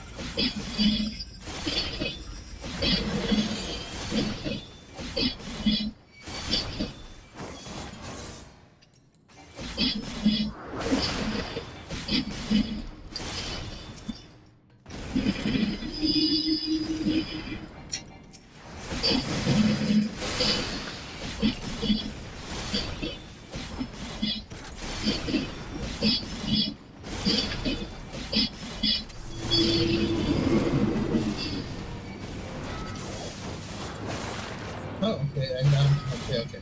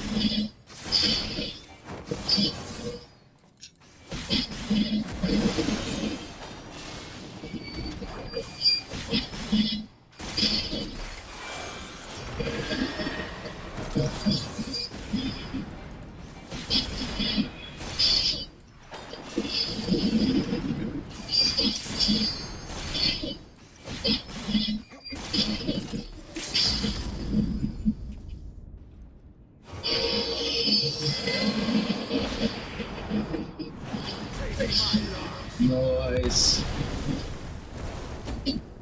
That's cool.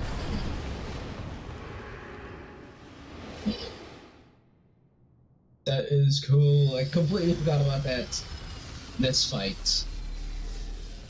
Like, I knew you could control it to escape, but I completely forgot about this particular fight.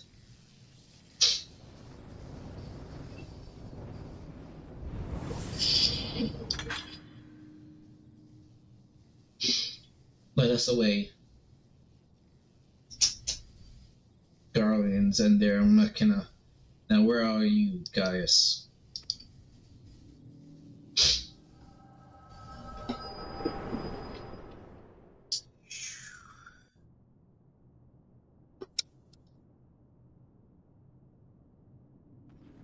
Are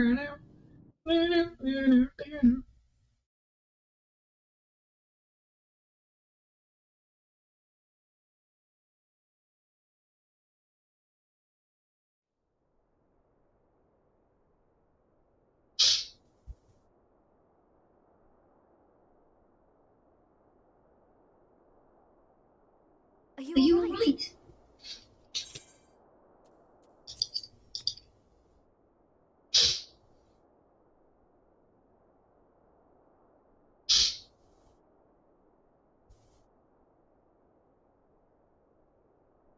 Peer into my past, did you?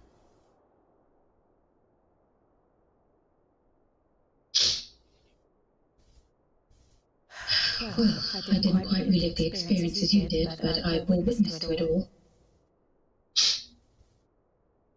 I'm still not sure what I think of this gift of yours. But no matter. Our confrontation was cut short when the Imperial Guard arrived. It was then that Xenos took his leave, citing boredom. To think their research into the Echo could bear such fruit. Escaping death, jumping from one body to the next, and returning to his own after all this time. He is an Ascian in all but name.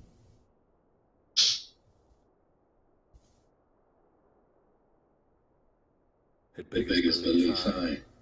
But no more than a hero traversing the rift between worlds.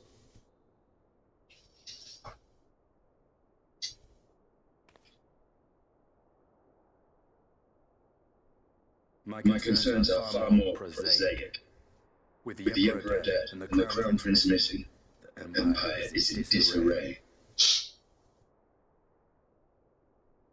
Until order is restored, assuming it even possible, we need fear an Imperial reprisal. And for reasons of his own, Xenos took it upon himself to rid the world of Black Rose. Riol has already gone to apprise the Alliance leaders of these developments. We may leave the matter in their hands for now.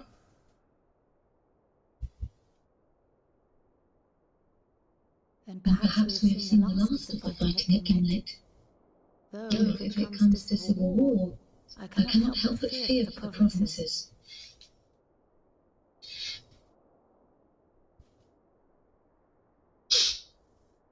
I'd nearly forgotten to ask.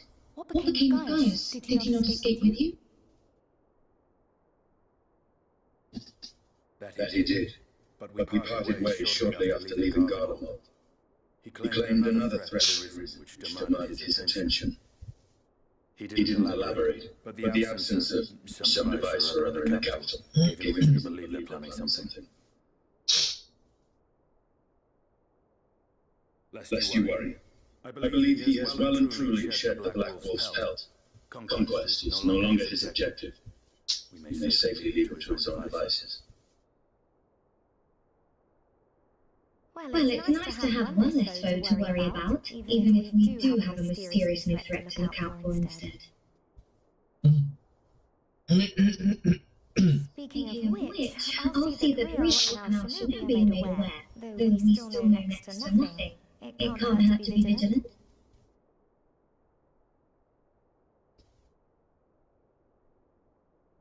Well then, with Black Rose nipped in the bud, I believe I have fulfilled my part of the bargain.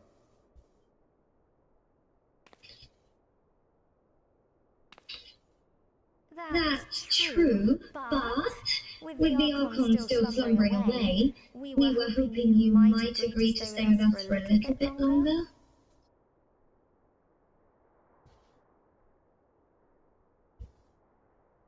Sorry, but I'm not inclined to extend my contract. Gaius isn't the only one with business to attend to.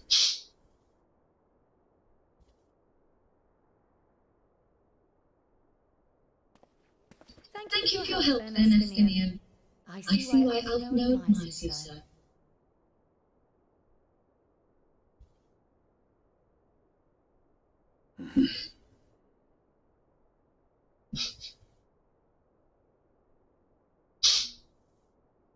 Farewell, my friend. See that you don't make a habit of dozing off in battle.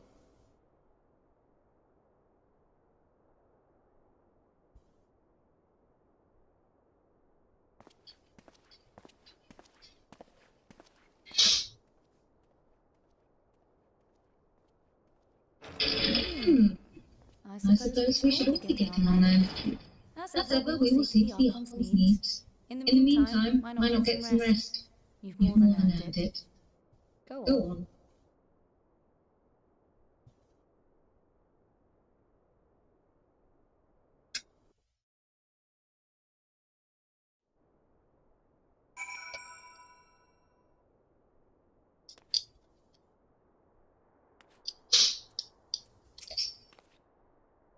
You must be shattered after all the hopping back and forth between the worlds. Why not stay here and rest a while? I'm sure can manage without you there. Got enough science to help them if you ask me.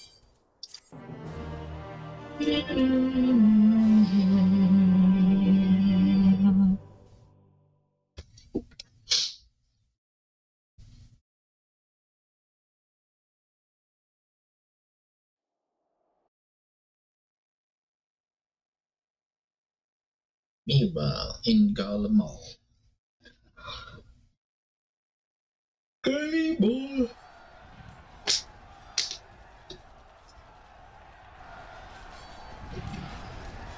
Strategy tonight, Lord. Nerva, the throne. Ah!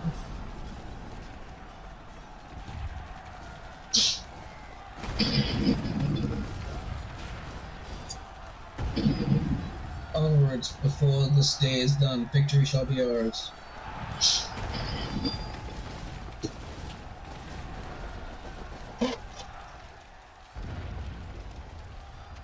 Co-normal citizens.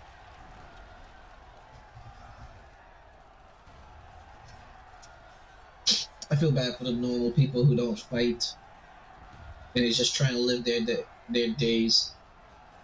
Boring. Do you think I find it amusing, like dogs herding cattle to the slaughterhouse?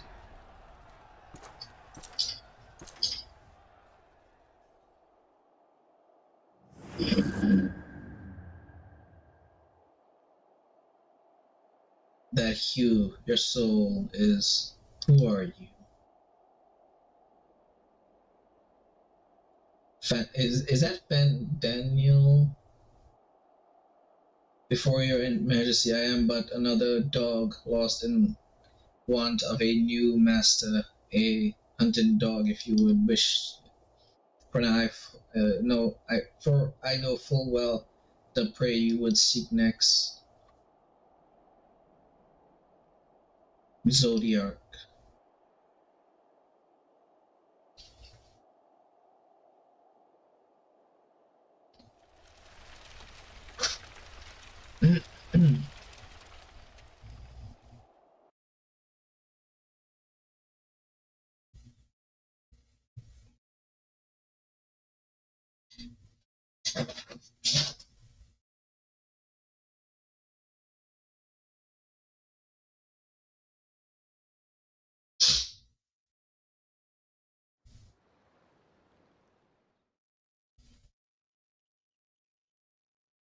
Meanwhile, a little more in the purse.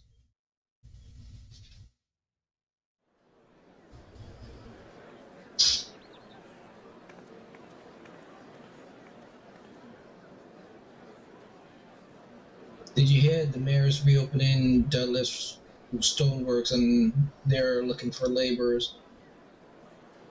There's talk of resettling some of the old abandoned villages too. They're even laying on free dollars to help anyone willing to make the move. Free dollars, huh? We'd best get packing. Say you work board and lodging. If that's not a recipe for hope, I don't know what is.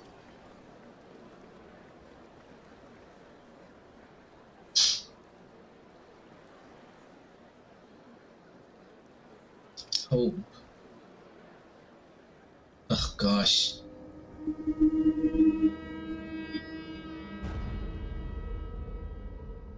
Yes, as long as I yet live, I will see the feeble flame rekindle.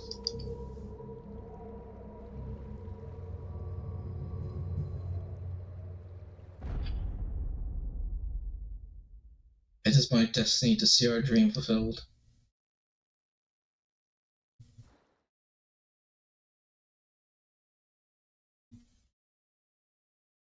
That stupid Shion.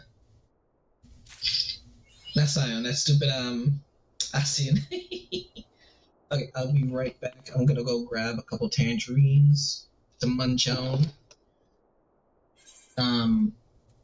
Also, it's close to leveling up to, 79.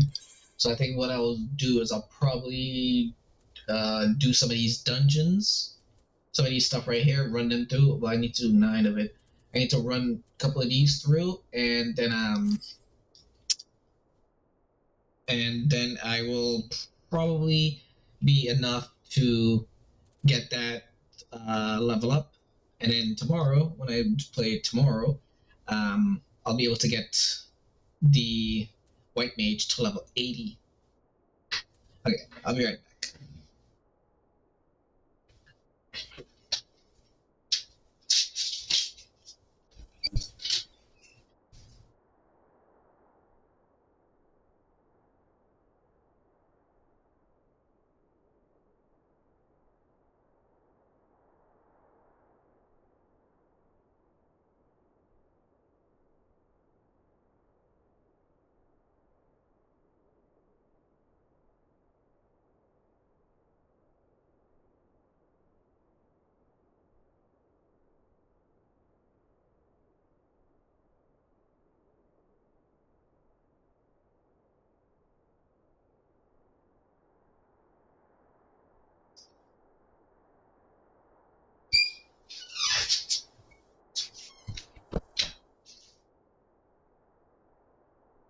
Okie dokie. Got a couple of tangerine.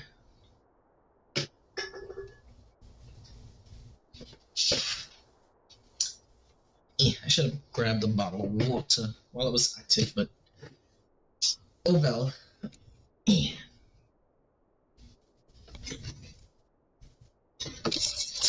Let's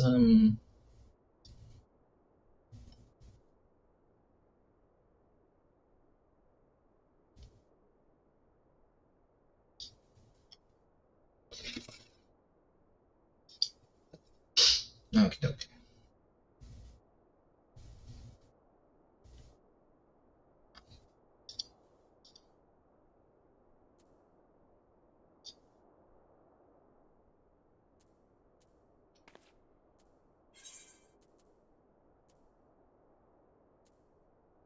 Is there no in here?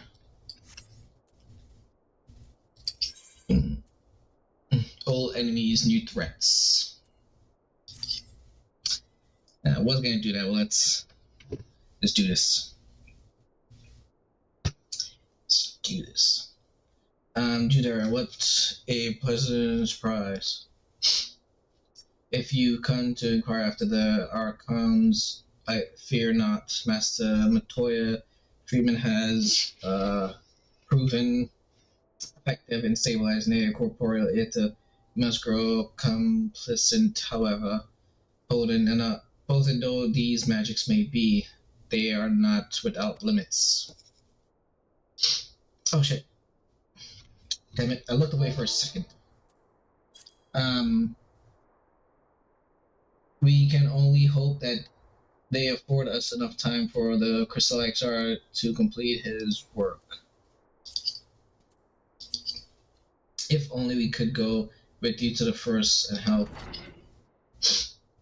Pardon the interruption, but I come bearing urgent news. Oh, Maximus. Junta'sGaming, it has been far too long, my friend.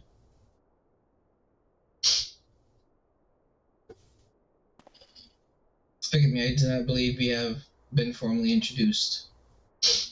Maximus, former Garlean I remain here in AOC under the command Aldin, offering what counsel I can in the hopes of resolving the present conflict with the Empire. As I have heard stories of a defector from Garlem, but never mind that. You said you have urgent news? Indeed. As you may have heard, the Imperial capital is in turmoil, and a sizable portion of the Garlean forces have been recalled from the with their numbers so drastically diminished, the main host of the Alliance has withdrawn, leaving the Alamegan resistance to keep watch over the border. And it is there that we have welcomed a most unexpected visitor who claims that this de-escalation may belay growing dangers and foreseen threats. Kamalel has arranged for an impromptu meeting to discuss these relations. He has also requested a representative of the Scions attend as well, though it was clear to whom he wished to extend this invitation. It would seem time is of the essence. Well, you'll not be attending this meeting alone, though I am not as well versed in the affairs of city-states of our comrades. I see no reason to burden a single Scion with all this. Yes, of course. Then we must make for the Alameda quarter with all haste. Well, what are you waiting for? Get going, you two. I wish I could get this coat that she has. I don't want the whole outfit. I just want the coat with the little ears on top.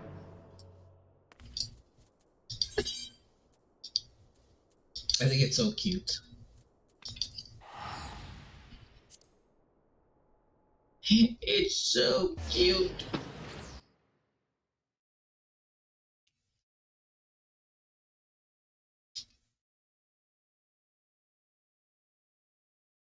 You know what I haven't played in a while?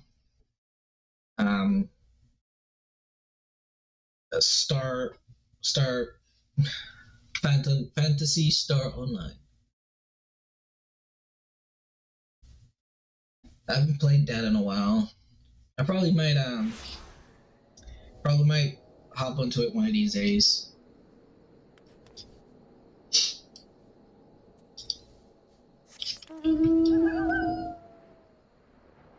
One of these days, Lois. One of these days.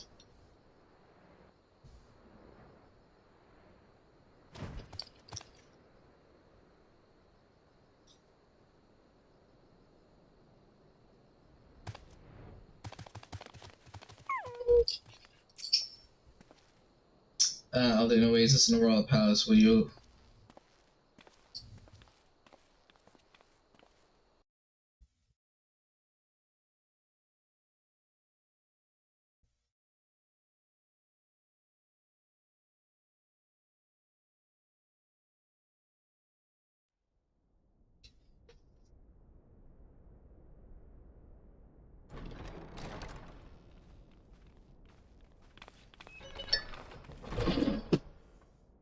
Gaius.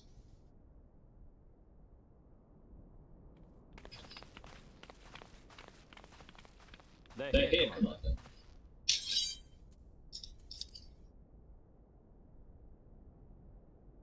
And I'm one and grateful that they are. Told you've been busy since our paths last crossed at the Gimlet Dark.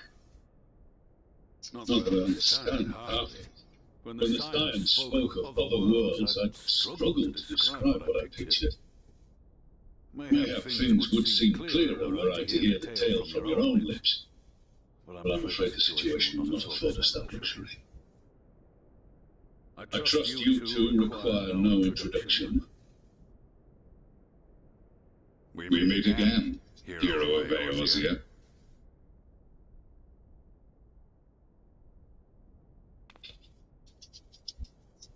Must we repeat this ridiculous display?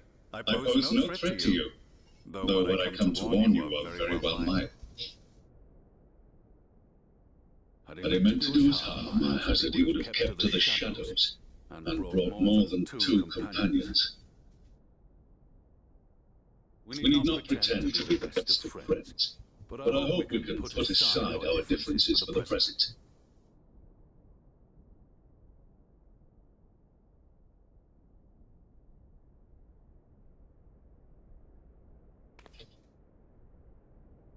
As you are doubtless aware, Serestinian and I cooperated to rid the world of Black Rose in your absence.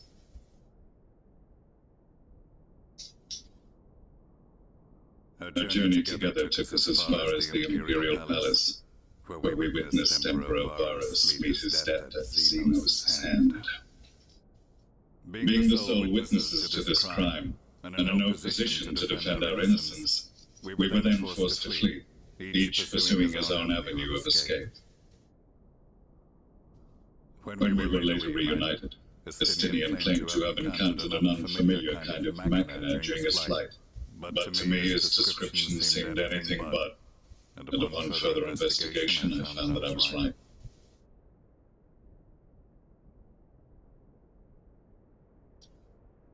The Empire is developing a new ultimate weapon. What, that alien monstrosity created to vanquish primals, with which you yourself once thought to conquer Eorzea? The same. In my foolishness, I sought to harness its power, and became the Ascian's pawn in so doing. But you know as well as I how that tale ended.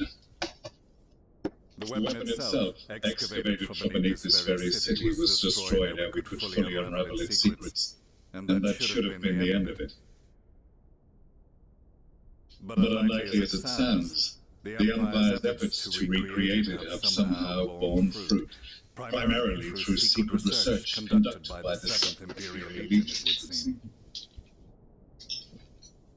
Wait, the 7th was all but annihilated in Cartano, along with its legators. Indeed, few survived.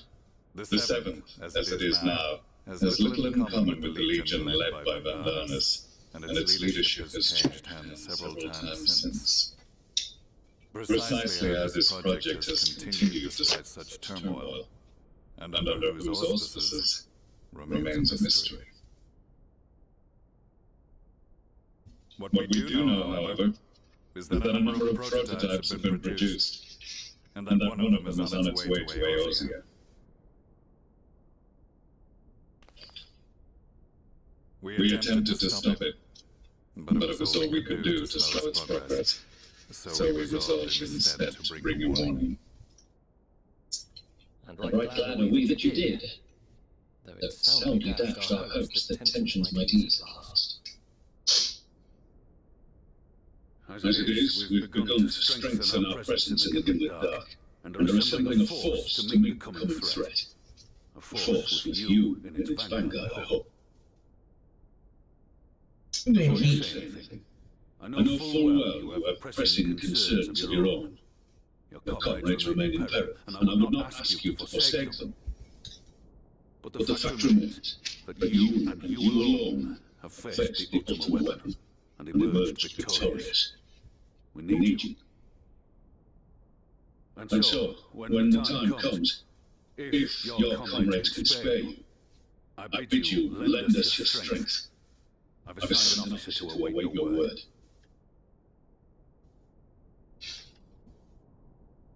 The Ascian's downfall was to be the work of my remaining days, but it was my hand that kindled these flames, and I cannot allow them to spread any further. I will do what I must to see this mistake consigned to history once and for all, even if it means begging your aid. The Fates will enjoy the irony, even as I endure the ignominy.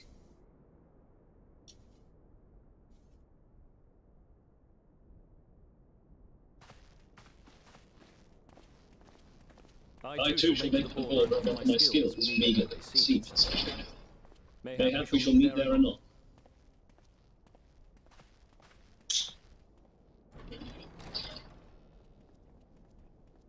Though we can ill afford to ignore the ultimate weapon, our friend's plight grows ever more precarious, and none save you could join them in first.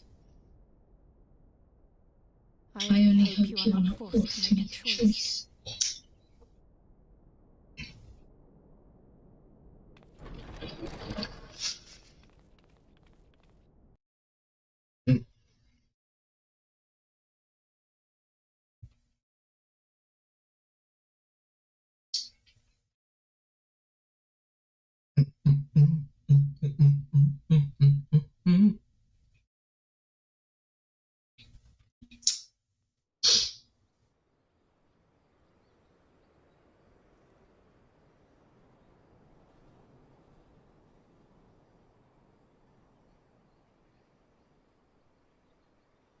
It's taking a lot forever.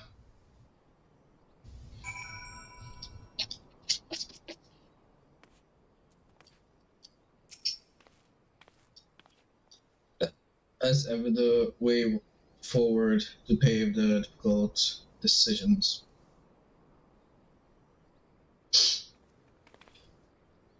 We can't ill afford to ignore the threat of the new Ultima, but each passing day the plight of the Scion grows ever more. If you cannot stay for aid the Ultima, I will not stop you. I can only ask that you confer with me before returning to the first.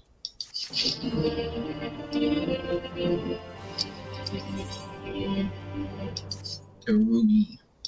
I'm glad you can make it. As you may have heard, Commander Eldin has given orders to embark from Alliance headquarters to hold back.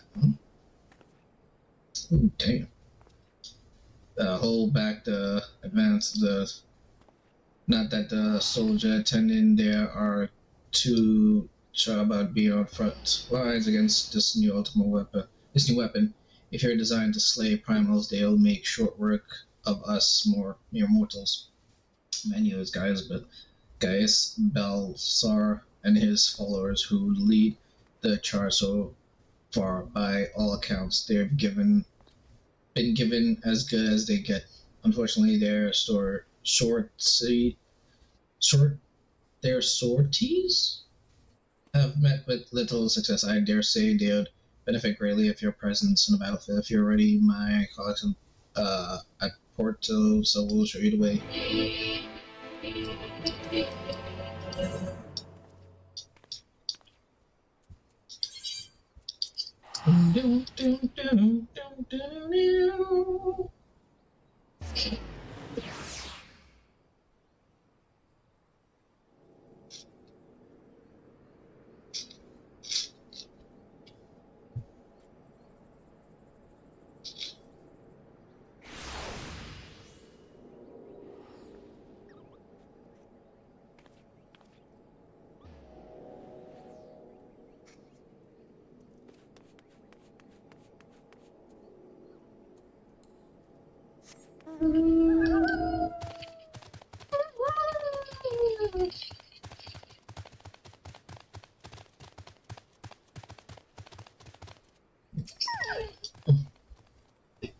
Headquarters, I take it.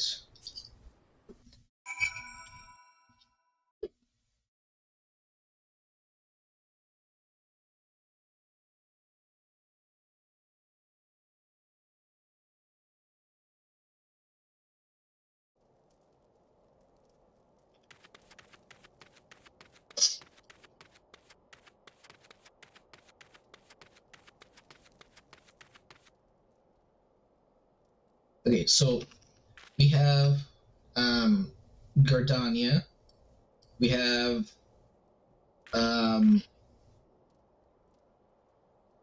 okay, so let's go from.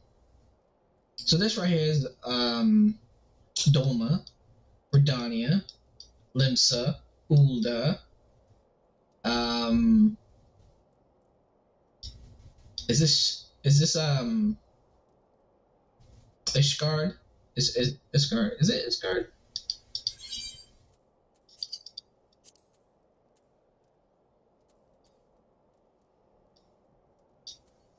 Yeah, it's Ishgard.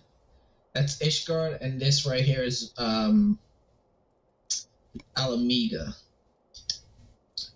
1, 2, 3, 4, 5, 6. 6 members in the alliance. 6 nations in the alliance. And one of these days, what you call it, will be here as well. And probably... Oh, it's too bad it doesn't show like the full map. I believe, yeah, right, this is Razahan right here.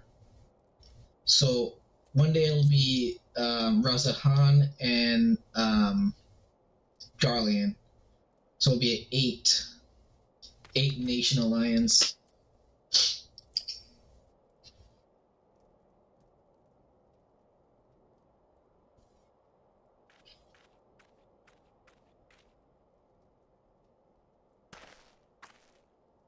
So your mind is set. Then I shall we had discovered that the previously abandoned Ultimate Weapon project is being held by the something. We have already succeeded in producing several prototypes, one of which is set to be deployed on the Eurasian front. Its name is Ruby Weapon. Sir, I were able to get within striking distance during one of its test runs and made an attempt to destroy it. An attempt that ended in failure. Alas, based on our knowledge of the original Ultimate Weapon, the explosive we employ should have been sufficient to blast through its armor plating, but they barely left a mark. We suspect the gifts of its may have proven the source of its resilience. As you will know, the Ultimate Weapon was designed to absorb ether from icons, and the Ruby Weapon no doubt shares that ability. If any were summoned during the uprising in Galan occupation territories and therefore consume our enemies, would become all more formidable, but its near impenetrable armor was only the beginning of our troubles. If it fought back with whip-like claws and inevitably for it to draw. Gaius was injured, shielding me from the Ruby Weapon's assault. Even now he struggles to stand, damn it all. If I hadn't been careless. You need not concern yourself. Let us not forget that I am the one who initiated the Ultimate Weapon project. It is. If I must give my life to bury its shameless legacy, then so be it. If you were to face it as you are now, you would be cut down before you even hobbled within firing distance. In any case, we can't afford to lose the information in your head on both the foe and face of and the Empire itself. We only know to ask for Junta's's assistance. Present our best chance to stop that. It is true that if anyone were capable of putting down such men, it would be him.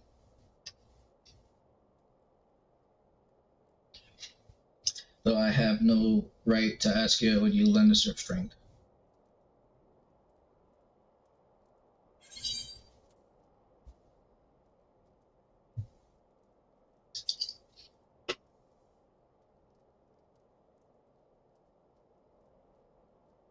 Yeah, my time. In mind, though, I must impress upon you the urgency of this situation we have, where the Empire is preparing to advance is ready to enter. If our affairs are proven correct, the world will be among their hosts. Should it break through our lines, there is no telling the devastation it will wreak. Make no mistake, the very survival of Eurasia hangs in the balance.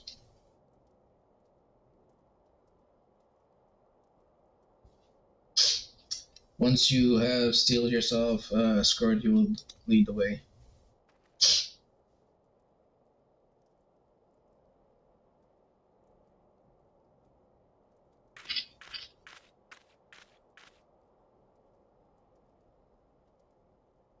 What price must the world pay for my hubris?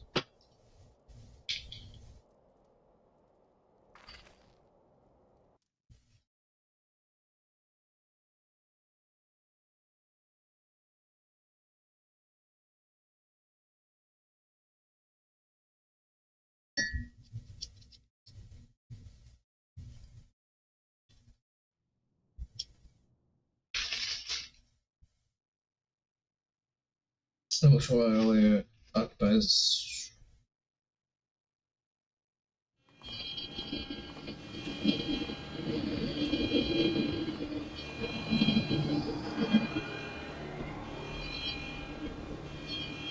That's a Ruby weapon activation sequence. All units standby.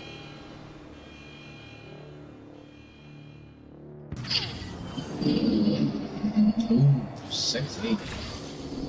Initiating system fusion successful. No signs of incompatibility awaiting your signal. Ruby weapon name Darnus, ready for launch.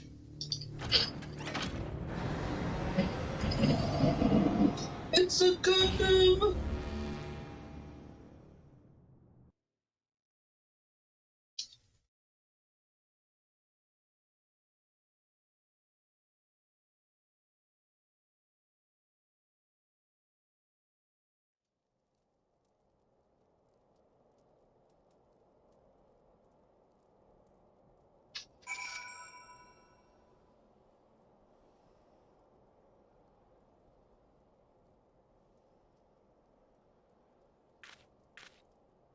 Okay, give me 1 second. I'm feeling this tangerine.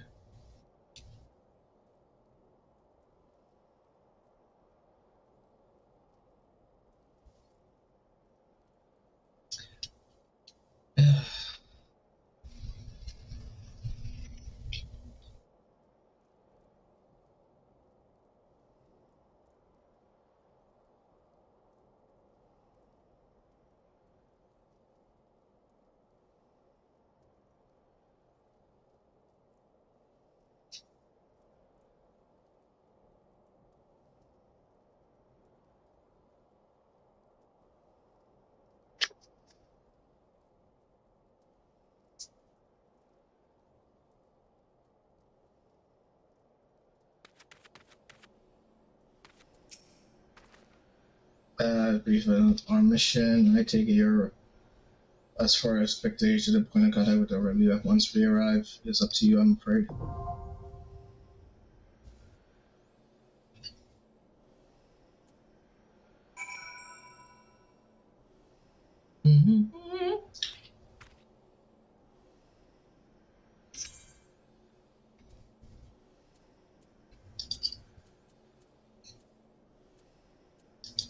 Is it a raid or trial? I think it's in trials. Wait, what? There it is.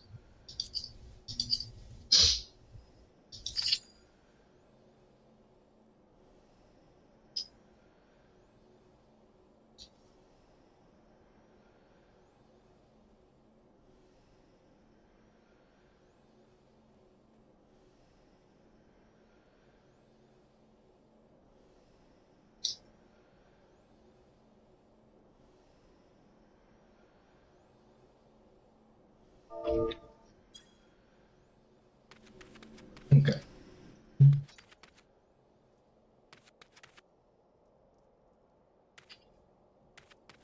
They're all staring at me. Don't worry, I'm not gonna run away.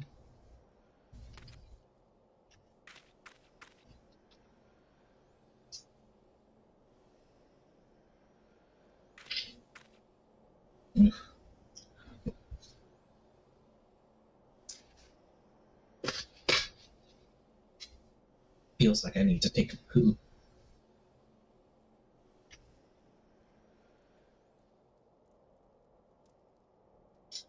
I definitely gotta pee.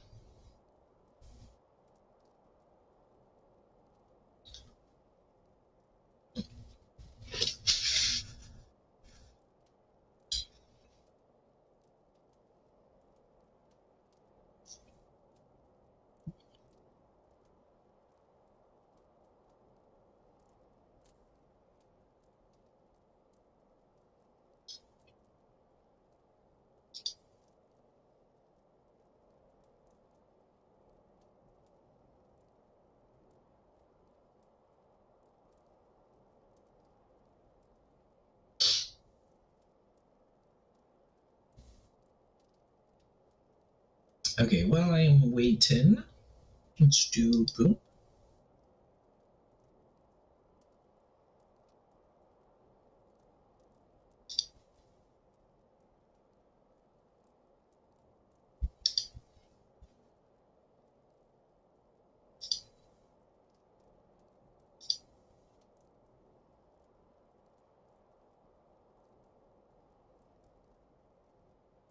What the hell? This shit is so crazy. Like I've been watching some of these like Harry Potter skits that they've made it with AI. I've watched a couple of the Bensologia one, and they're pretty funny. This one is weird as shit with the black Snape, and the whole drip skit. It's weird as fuck.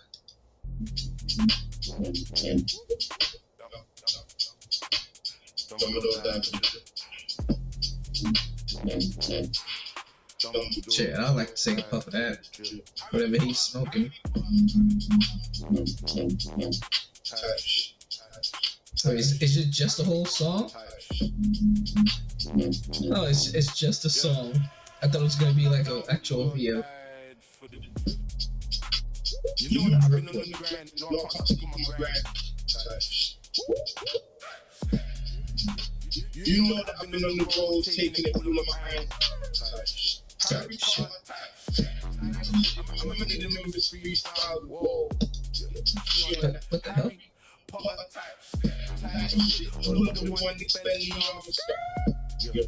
You know I'm good with the birds. Show me for the birds, show me to fly and I fly away. Hop in the level 45 and then I fly away. Okay, it's not so bad.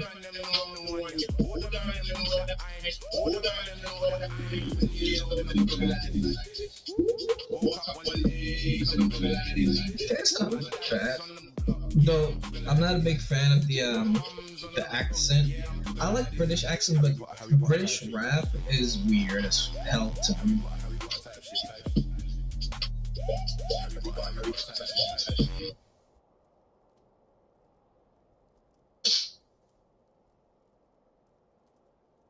What the hell?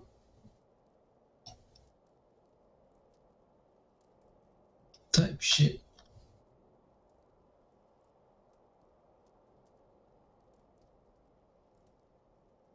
Another one bites the dust. Hello. You were so funny. It's so romantic. Oh, that's a pizza. Thank you. I'm gonna eat that. Hey, I see you ordered pizza. We can enjoy one last meal together before Leonard returns. But I kind of like eating alone tonight. Have a good night. What do you have company? No. If there's no one here, why are there 2 glasses of wine on the table? I've got 2 hands and a bit of drinking problem. I fear Penny's being unfaithful to Leonard. There was obviously someone else in her apartment. I don't think Penny would cheat on Leonard. I hear a woman's voice. Is it Penny? No, it's you. I'm getting her an ass. Aha! Leonard? You cannot just barge in here like that.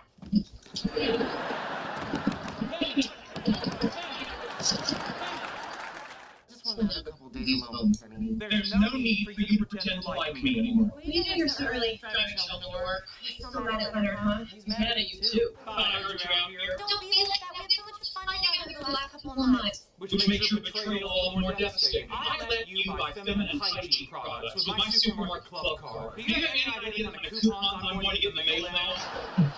Penny's got enough. Your best friend is my enemy's girlfriend is my enemy. You're either with me or against me. You want to take the bus tour? Maybe there's a third option. Howard, Raj, Judas. You're a crazy person.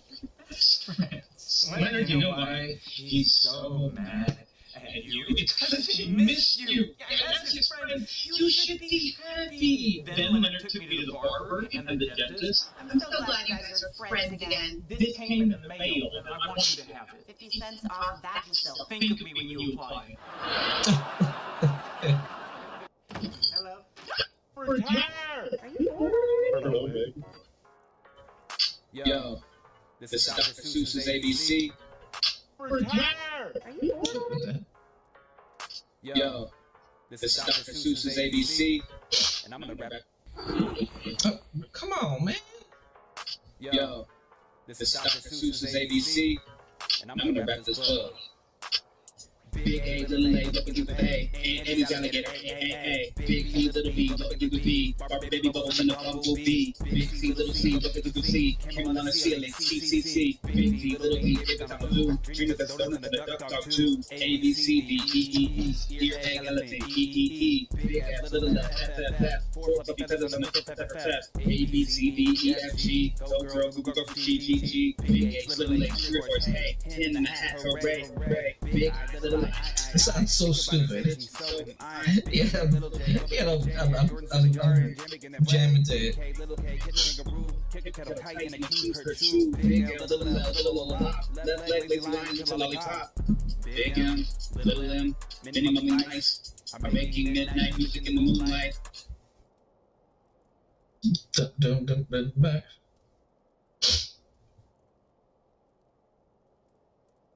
This one was today.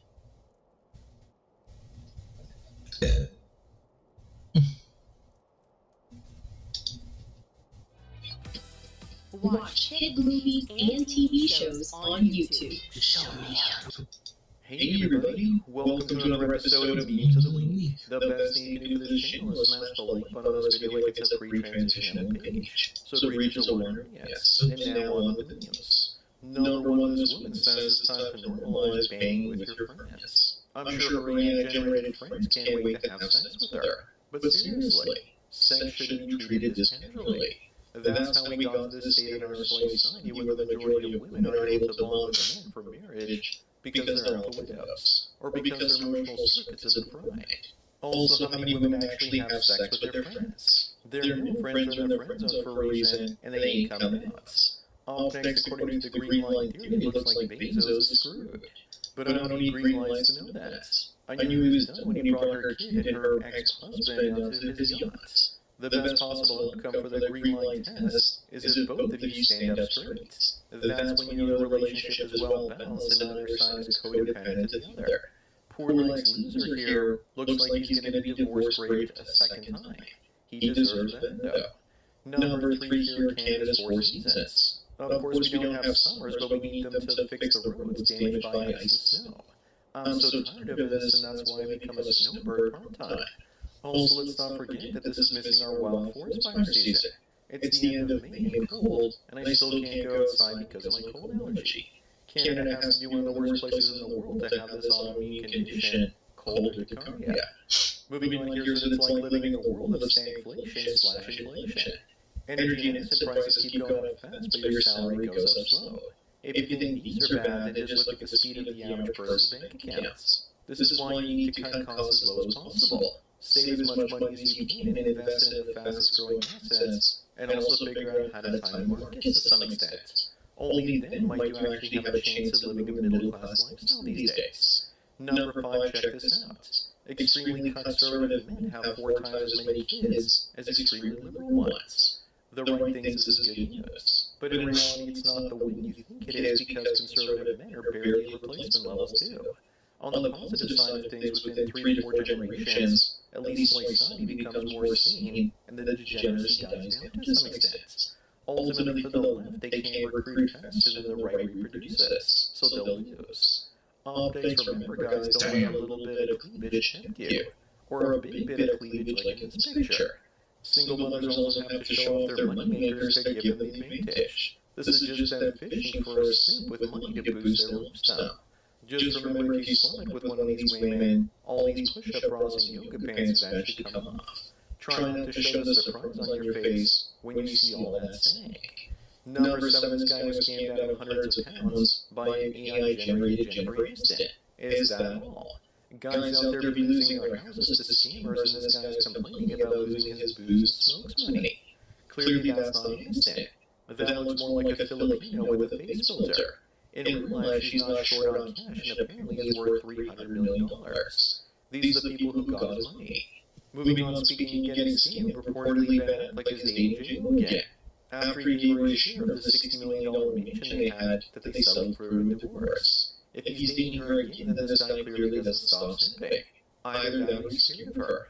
Maybe he should learn from his friend Matt Damon just to date and marry an average woman instead of crazy narcissistic female celebrities. Maybe he told Jim, "I'll just keep that house and I'll take my piece." Number 9 in Canada, if you're in the top 40% of households, you've seen your net savings grow over the last 5 years. But if you're in the bottom 60%, you've seen your net savings shrink.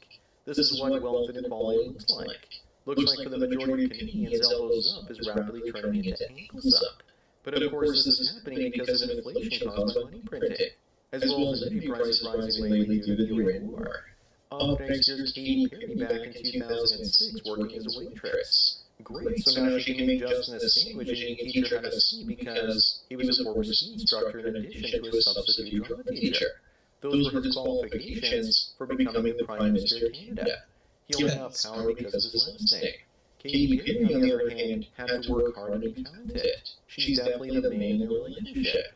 Number 11, you might have heard of Uber Eats before, but have you heard of Uber Feeds? This woman adds her feed to delivery pictures and gives tips. She probably gets more food orders as well because lonely guys are hoping she stops by so they can meet her. You know, this is probably working so well that the next set of photos will be fries between her toes. I wouldn't be surprised if Quentin Tarantino started requesting for her deliveries too.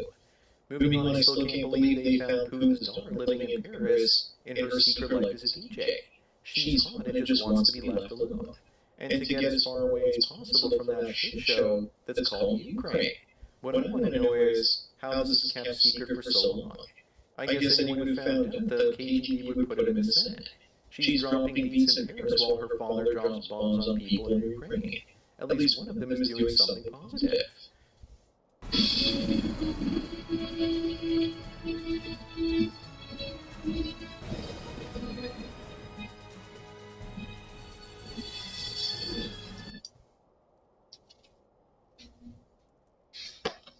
Number 3, he's 103 years old and she's 101. And they've been together for 8 years. Impressive that they meet on Tinder. My parents are at 50 now. As for this couple, I'm not sure that they're actually real, as their hands look suspiciously AI generated. They say it's supposed to be that way, but I'm not so sure.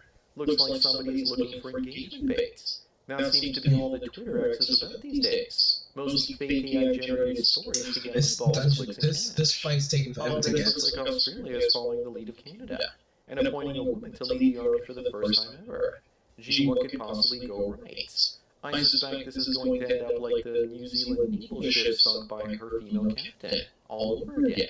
Or like the female helicopter pilot who crashed into a passenger plane after she was ordered to change course. It's crazy watching all these Western countries weaken their militaries like this. Number 15, check out the graph of the week showing that happiness is declining for every group in Canada except for the boomers. And they keep on voting for the Liberal Party, they keep wrecking the country. Today I drove across Toronto to watch a concert and couldn't believe how much the Gardner Expressway is deteriorated with all them repairs. I didn't see such bad infrastructure even going through Pittsburgh and Cleveland and other Rust Belt cities. It's a total disgrace. Moving on, here's the difference between the male hunter-gatherer skull and the modern man. Looks like all men were once chats. Men are de-evolving into soy boy incels, it seems. The ancient hunter-gatherers look so cool that their eye sockets look like sunglasses. Even the women back then had greater bone density than modern pro athletes. I guess we've become soft and weak due to technology, and that process has only accelerated with Gen Z. And I can't imagine what Gen Alpha is going to look like one day. Number 17, a woman, probably a fat one, says that real men don't care how a girl looks naked. That's a joke. Of course men care, especially if she's smuggling 100 pounds of cottage cheese in her Spanx. I can handle fat to some extent, but when you've got bad skin or rough skin, it's just way too much for me. It means that they don't eat healthy food and take care of themselves. This all sounds like something an unattractive woman would say to gaslight guys into liking her. Up next, a luxury fashion brand is selling a shirt with a fake iron burn mark for over $1,100. Does anyone know how to iron anymore? Maybe the idea is to project that you have a woman at home that irons shirts for you. This reminds me of the Dove fashion trend from back in the day with ripped jeans. Although this is probably nothing more than the epic trolling from rich people on the poor. Number 19, when a woman you're dating asks you a question and the truth gets you don't, and a lie gets you laid, what do you say? Do you lie? In my latest dating experiments, if women hear a hint of something they don't like, they almost seem to ghost immediately. And I've spoken to so many of them now in the last 6 months that I have no interest in playing childish games. If they hear something they don't like and still stick around, then they're genuinely liking you. If not, it's their loss. I have zero emotional connection to women anymore. They're just NPCs to me now. Moving on, looks like being the Prime Minister of Hungary sure did a number on Viktor Orban. But at least he kept diversity and enrichment out of the country. People say these photos are 28 years apart, so it doesn't count. Yet here's what he looked like back in 2010. But yes, in the first photo, that was him being elected back in the 90s. And there are even photos of him out there at the White House meeting with Slick Willie Clinton back there. He's been the leader there on and off for 28 years. Number 21, there's a new study with the Amish in America. And it shows that only 4% are childless, and only 9% have less than 3 kids. I wonder what their fertility rate would be if they didn't have the English to protect them. They're like the Orthodox tiny hats, with a high birth rate too, but only because they use the people in their secular soy societies to do things like defense and resource production. After all, the Amish rely on things like natural gas to some extent. Up next, why is it that men weighing the same weight as women look a lot skinnier? That's because muscle is denser than fat cottage cheese thighs, as well as that male brain matter. Here's the perfect example of what's going on. And don't forget that men are also taller. And in this picture, it looks like the woman is trying to look taller by standing on her tippy toes. The guy on the left also looks gayer than it is for some reason, too. Number 23, the wall takes them all, including Williamson. She looks like she's turning into quite a California visit.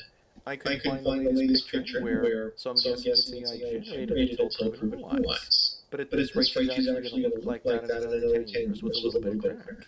It really makes you wonder how many beautiful women out there turn into monkeys behinds due to age drug use. Moving on, here's how girls act 2 hours before ghosting you forever. Of course, because they're trying to suck what attention they can from you without having to suck you. Poor Elon, I don't know how he's ever going to recover after being dumped by Ms. Boobs here. All the same, I'm surprised that someone hasn't perfected a holodeck yet, where they put on Wait, they dated? and you actually I didn't even know they dated. Maybe one day. Maybe one day. Number 25 once one scientists find traces of cannabis in pipes found in William Shakespeare's garden. I knew it. To doobie or not to doobie? That's the question. Also, one of the original lines from Romeo and Juliet is, "Where art thou, Romeo? You said half an hour and a half ago." Dude was so good at writing that they thought it was a whole team of writers that were involved in putting out his plays. My favorite is still Titus, and that was his first successful one. Watch the film with Anthony Hopkins if you want a good laugh. So that's it, another memes of the week. Please give this video a like to push the needle.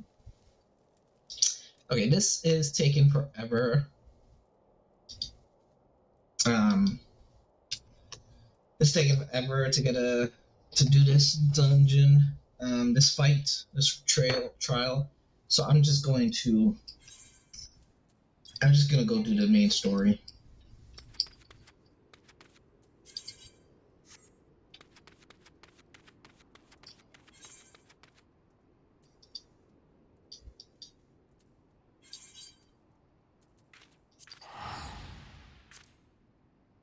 Wait, let me go take a piss real quick.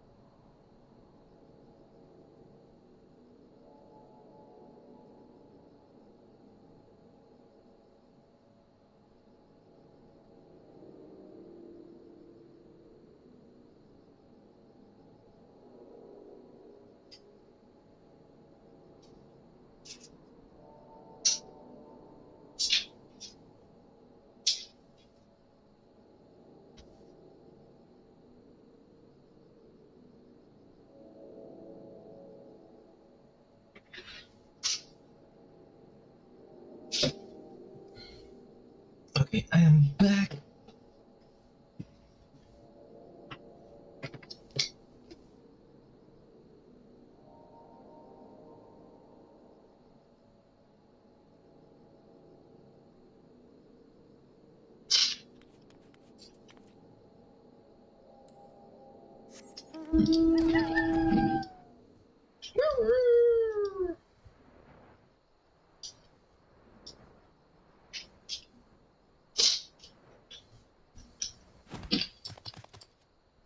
Wait, is she still? What is this person doing over here?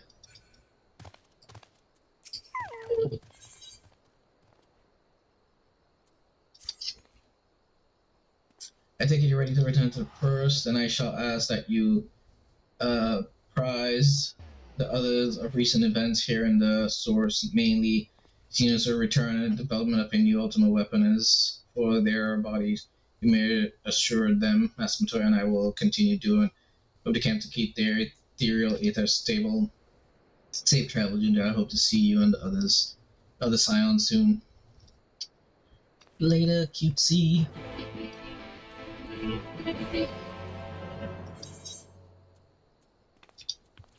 Okay, I do have Crystal Tower as my home return, but I want to use up some of the currency, some of the gil that I have here.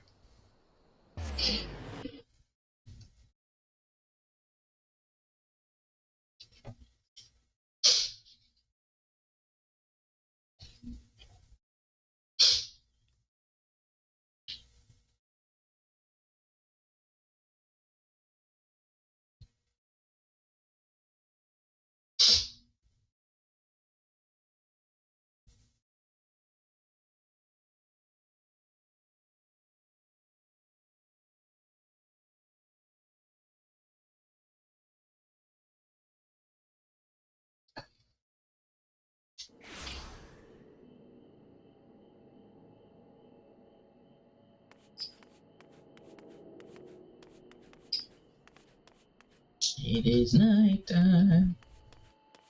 You can hear the crickets.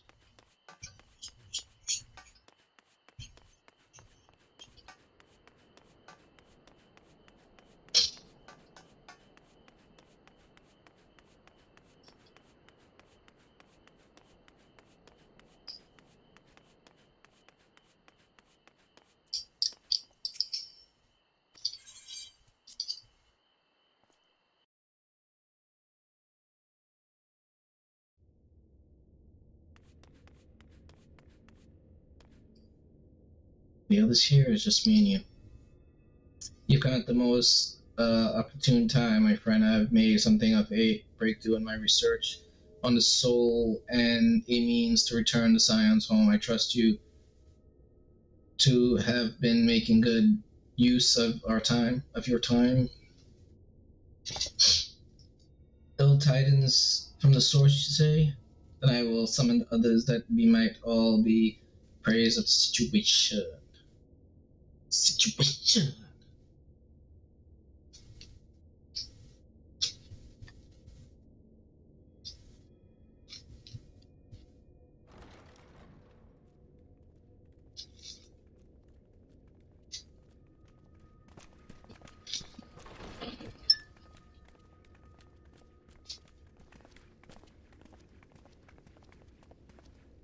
Now that we are all here, what news from the source? News from the source. The sauce.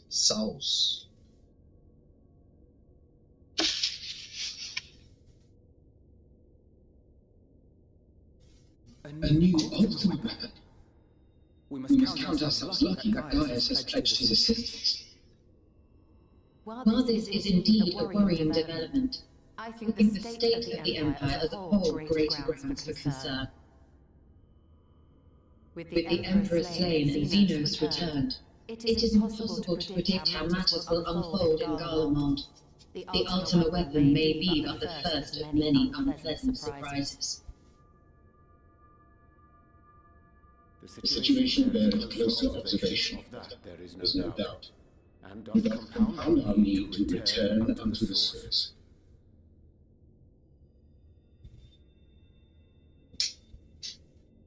Then let us address that issue. Our long search for a means to see you safely home may well be nearing its conclusion. Thanks in large part to Urianger and Bedfog's invaluable insight, we have succeeded in fashioning a vessel for the journey.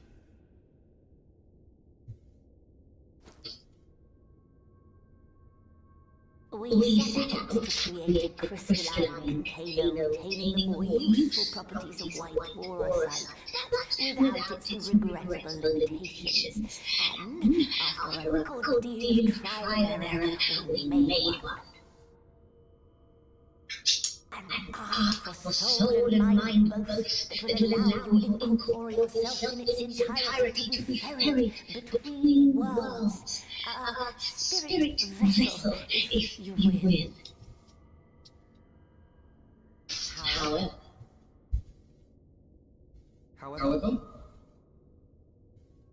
though the vessel is possessed of the requisite qualities to hold mind and memory, it wanted yet for a means to receive of them. For that, we must needs imbue it with the Exarch's innate gift. A gift that lives on only through the blood of the Allergan Emperors, which certainly does not flow within borosite or any other crystal. Just so, lady. The blood served as a conduit of sorts. In its absence, memory cannot pass from mind unto mind, nor from flesh unto crystal. That being the case, we must either alter the process of inheritance so as to require no such thing, or determine a means by which my blood may permeate the vessel. I am hopeful that the records found within this tower will yield the knowledge we require to pursue one or the other of these avenues. As well you should be. The Allergan's body of ethological research is extraordinary. I can scarce believe the work of ages past. But its underlying principles are not so very different from those of my own field of study. Given time, we will find the answers we seek.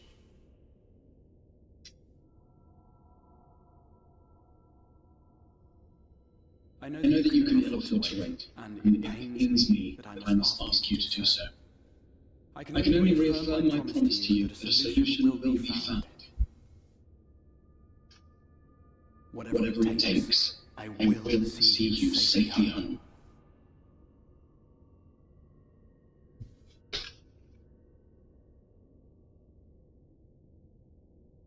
My apologies.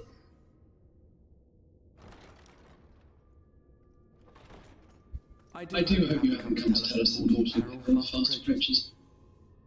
No. I had hoped to speak with the Warrior of Darkness. But there is no need to cut short your meeting on my account. I will be waiting outside.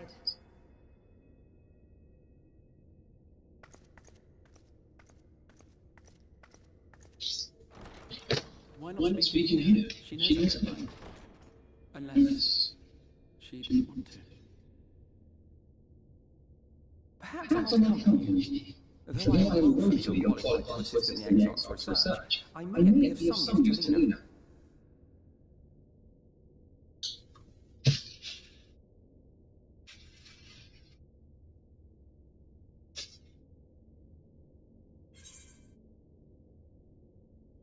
Let's grab this instead of food.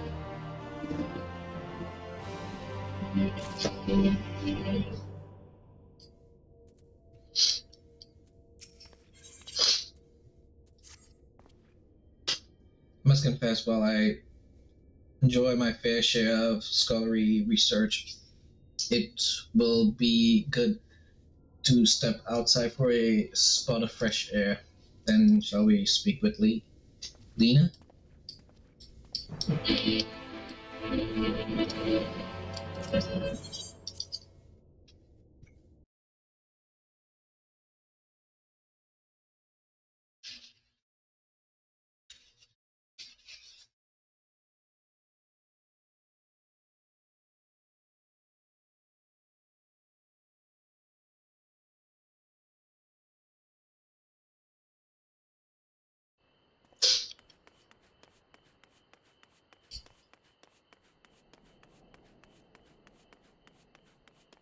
What's up with the music, yo?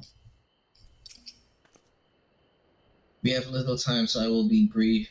A Sinita has been sighted in Lake Land, and I asked that you I see. I heard some few yet remain after the night had returned, but perhaps we should call the others? That will not be necessary. It is only a single Sinita. A simple task for our god, I should think. That said, I believe fighting alongside a warrior of darkness would be a valuable experience for them. Peace can lead to complicit, and they gain nothing from a easy victory. But you do not underestimate your foes, however harmless they may seem. My men would be well to learn from your example.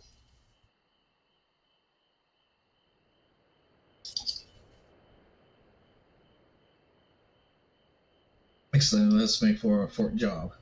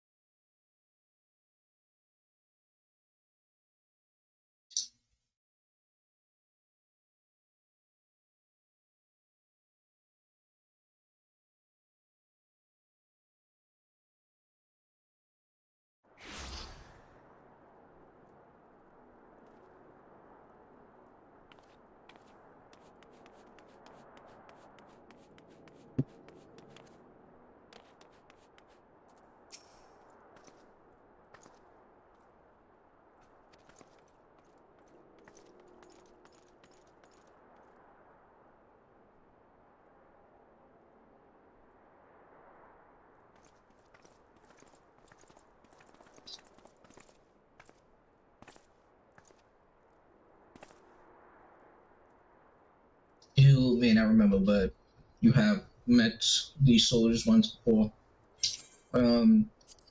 Long have they awaited the opportunity to fight at your side. I was at that store a day after the Sinita attack. If you and yours hadn't come along, I would have likely stepped through and wouldn't have been alone. Your courage and selflessness is something we all aspire to. Actually, was there that terrible day my friend was transformed into a sin eater before my eyes, and I had no choice but to cut her down. The thought of returning to the field of holding a blade again, it filled me with dread. But that is no way to honor her or my comrades, and so I have returned. I swear that I will. Oh, this is the guy that was shaken. I will not let you or anyone else down from this day forward. A pleasure to meet you, sir. Truly, it seems like only yesterday I watched as you took flight astride the Emerald to go and save the Oracle. Strange to think the Ulmoran soldiers we once locked blades with are now on our side, but we will do our utmost to keep the peace here in Lakeland.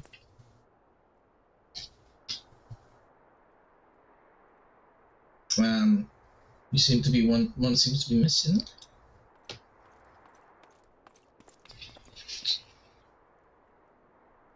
My apologies, Captain. An elderly gentleman asked me that I escort him to so it took longer than anticipated. It's not your desire to help those in need, but a soldier must be punctual, especially when we play host to honored guests. It won't happen again. The name's Daler. I'm sure you don't remember, but we met once before in the infirmary. Okay, it was him.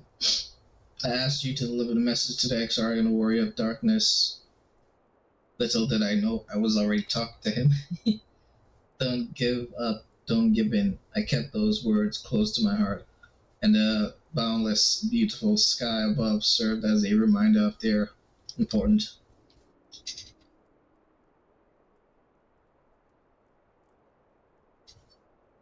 My friend got to see the night's return shortly before he passed. He left this world with a smile, satisfied with a glimpse of what was to come. But there are countless others who weren't as fortunate. They gave their lives for the promise of a future they'll never know, and so it falls to us to do everything we can to fulfill that promise.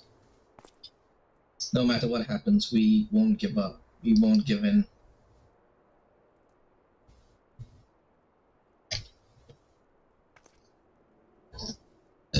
Oof. Your heroism has inspired all of our guardsmen in much the same manner. Our scouts at the northern staging point have not had the pleasure of meeting you in person. Let us not keep them waiting.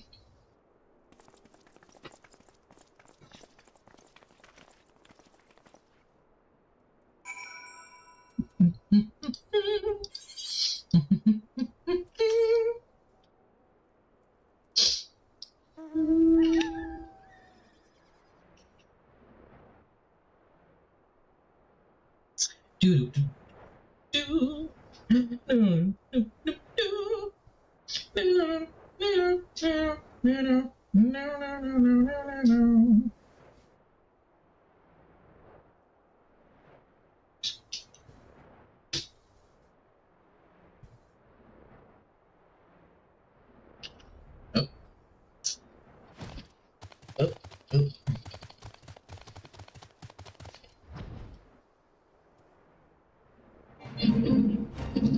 Whoa.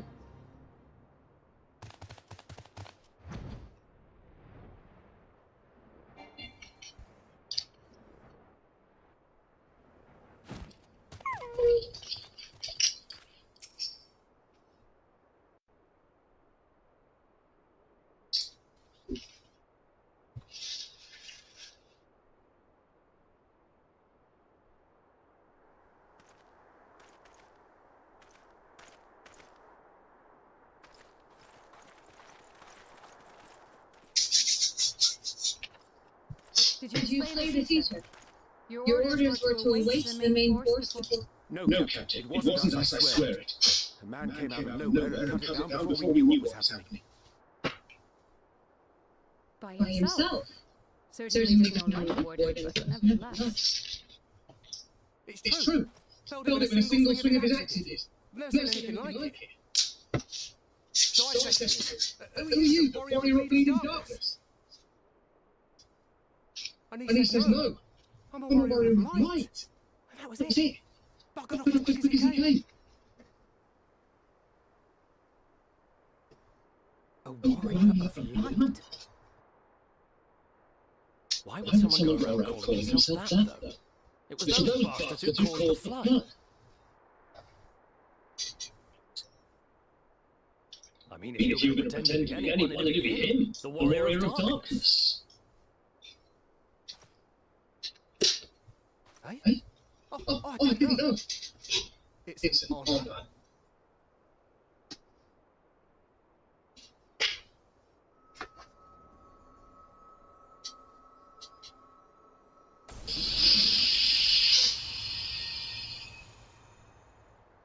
Since the Ether is no longer a threat, our work here is done. Return to your posts.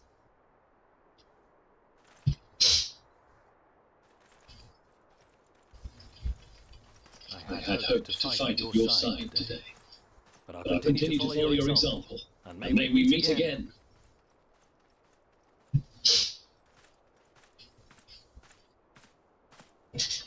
I apologize for the wasted journey. It seems I overestimated the threat.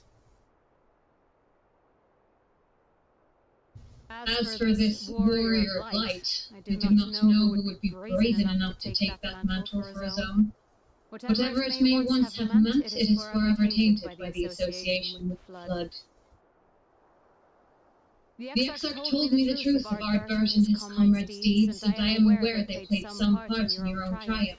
But to most, they are synonymous with the calamity that befell this world. Still, if this man is minded to destroy Sin-Eaters, I may forgive him this unfortunate choice of alias. But that is neither here nor there. I thank you for accompanying me. With that concluded, shall we return to the Crystarium? There There is a proposal I should like to make.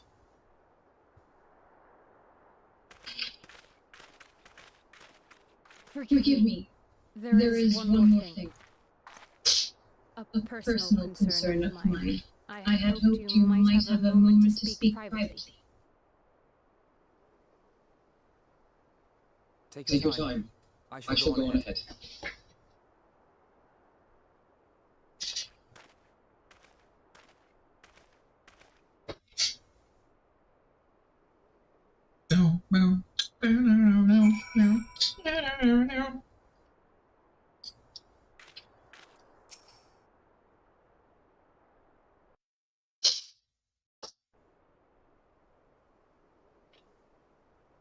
I will not mince words. This matter concerns the exarch.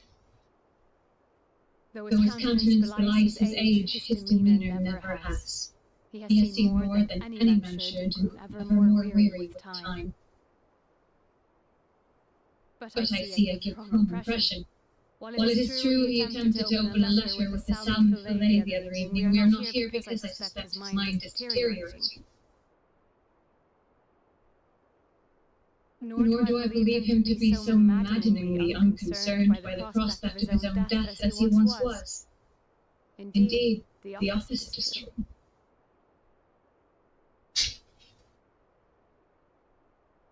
It is for this reason that I seek your advice. What's up, cutie? Since he returned from the Tempest, the exarch is not as he was. He seems a different man. A younger man. I know not the details of his research, but when I saw him at work recently, there was a glint in his eye that I had never seen before. He looked happy. It was as if he had peered into the future and for the first time found joy there. Though it gladdens me to see him thus, I wonder if I should not keep my distance. I fear that my presence will only anchor him to the past, remind him of all the pain that came before.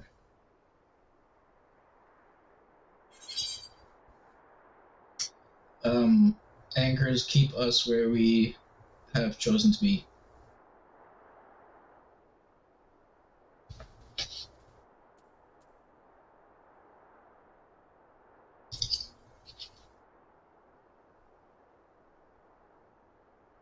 Is that so?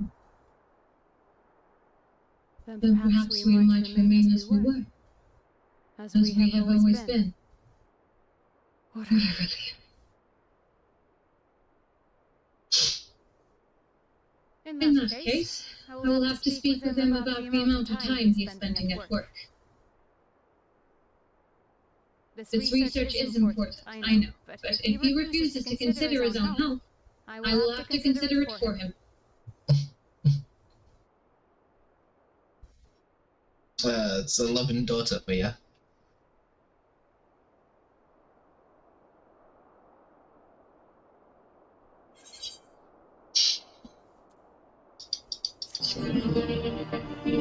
Daughter who cares about Papa's health.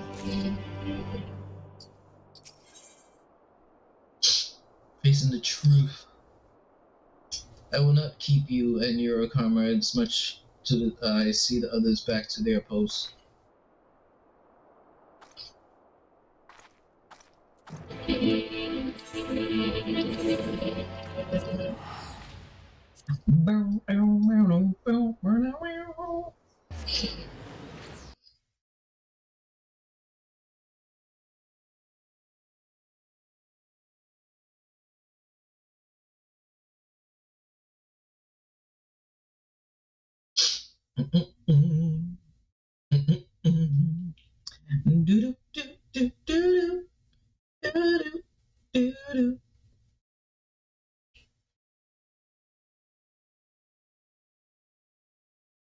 Okay, you've got 1 more hour.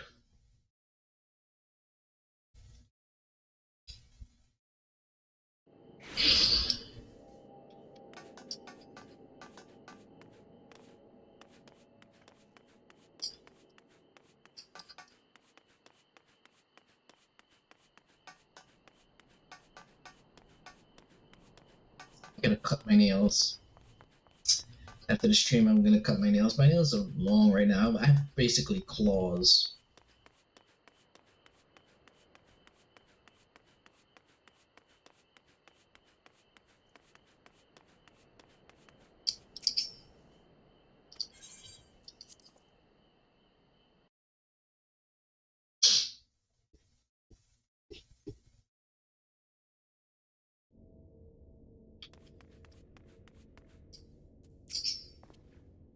The others were quite shocked to hear of the found Lakeland. Now that your hair is purplish, I'd like to make.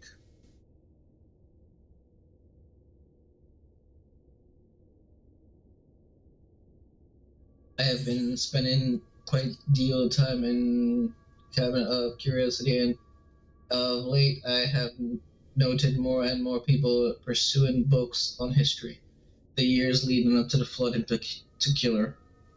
I suspect they wish to know more about the Warriors of Light, as well they should, but nearly everything I've come across describe them as sin eaters or worse.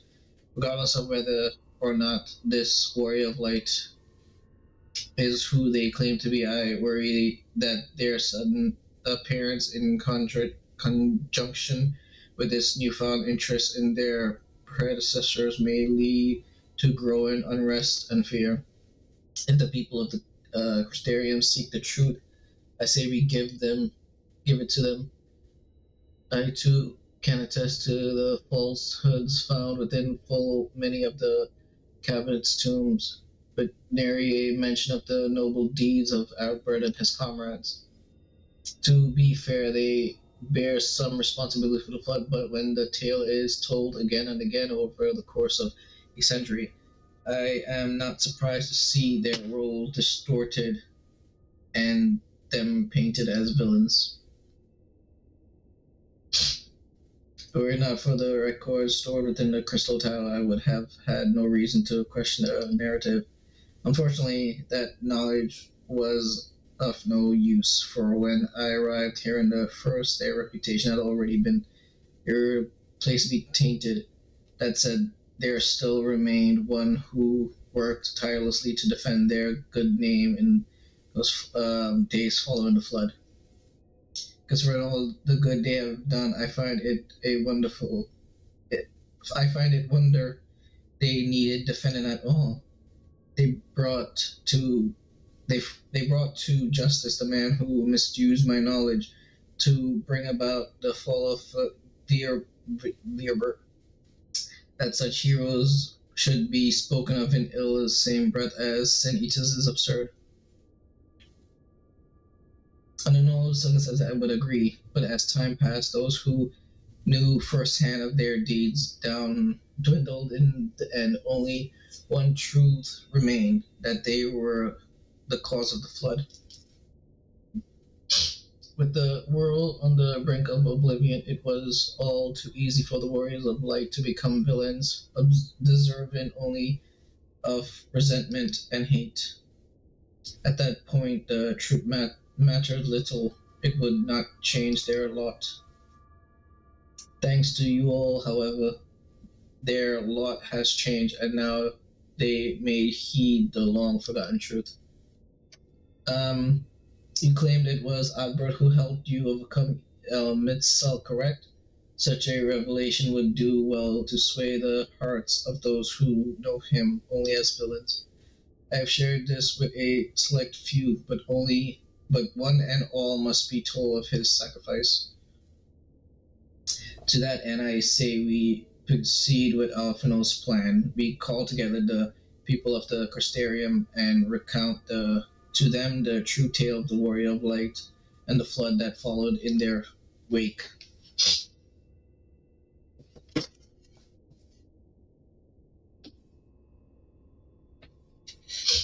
What say you? Spread the word, I say.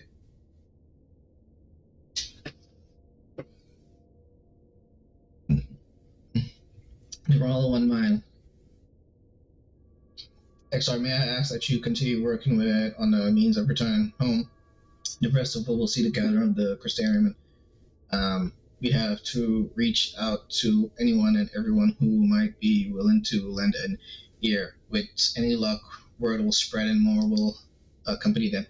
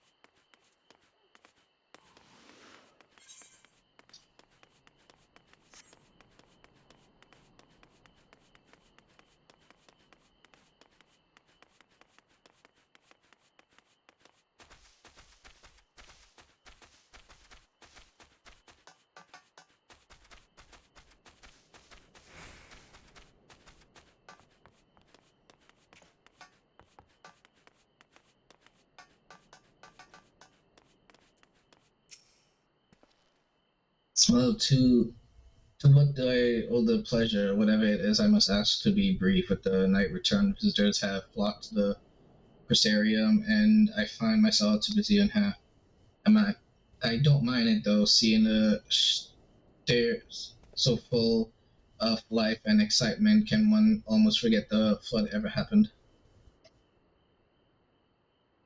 Warriors of Light, yes, the XR has mentioned them before, but anyone knows them as the solid virtue, or are you suggesting there's more to it than that? But you're yet to stir us wrong, so I'm willing to hear what you have to say.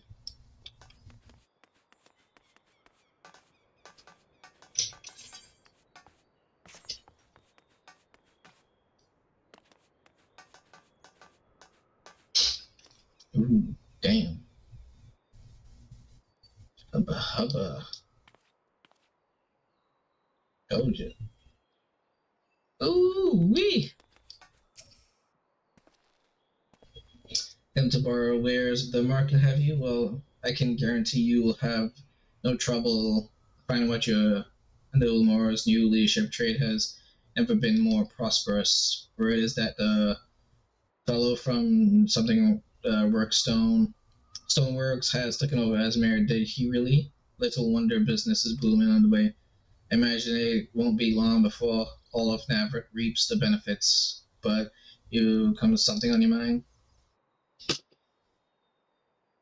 I see the XR did mention they had something to do with your return in the night of Navrit.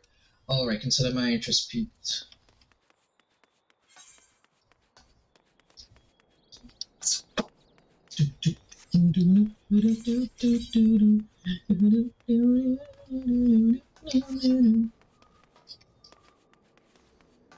Okay, so this is when a damned guy is gonna, Ascian is gonna show up.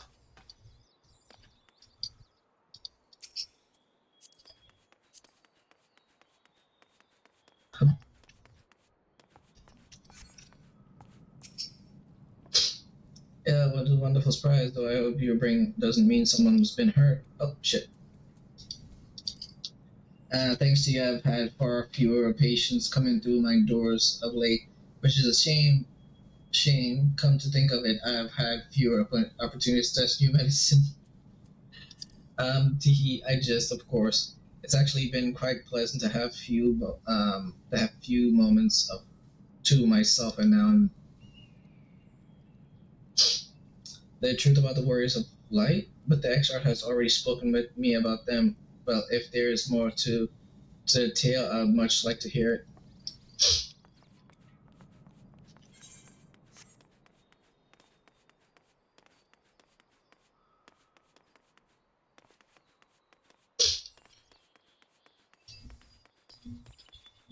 About it.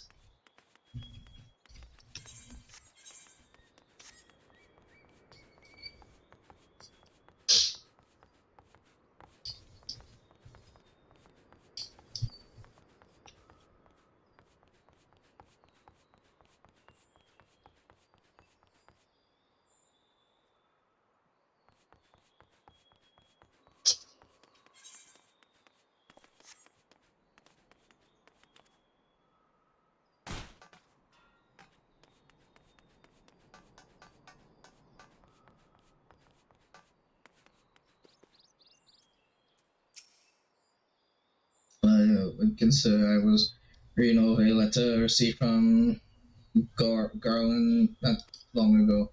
He says a visitor from the Crusader found him at the bottom of the ocean, and that he inspired him to reach new artistic heights. Well, I can only think of one person capable of both feats, though I'd say the latter is far from impressive.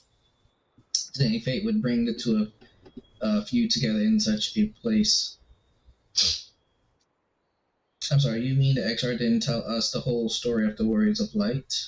Well, whatever he is left unsaid out here, I'm all ears.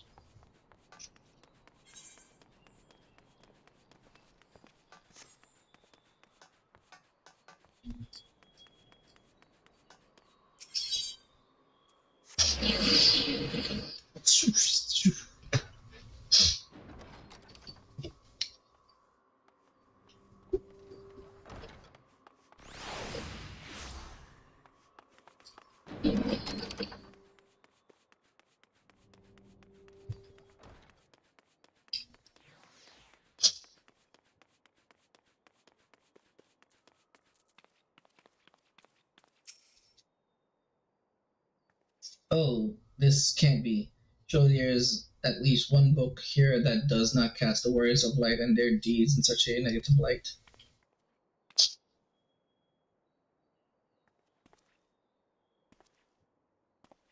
Forgive me, kind of curiosity has been bustling with visitors of late, but I fear our respects for the knowledge they seek. The people wish to know the truth of the flood of the Warrior of Light.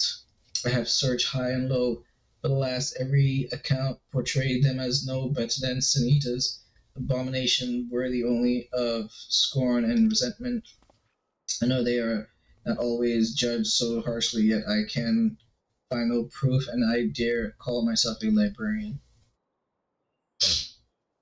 You would address the people and tell them the truth of the Warrior of Light, of the flood? How wonderful! You have regaled me with the tale once before, but I shall love to hear it again. Oh, and you may be assured I will not come alone.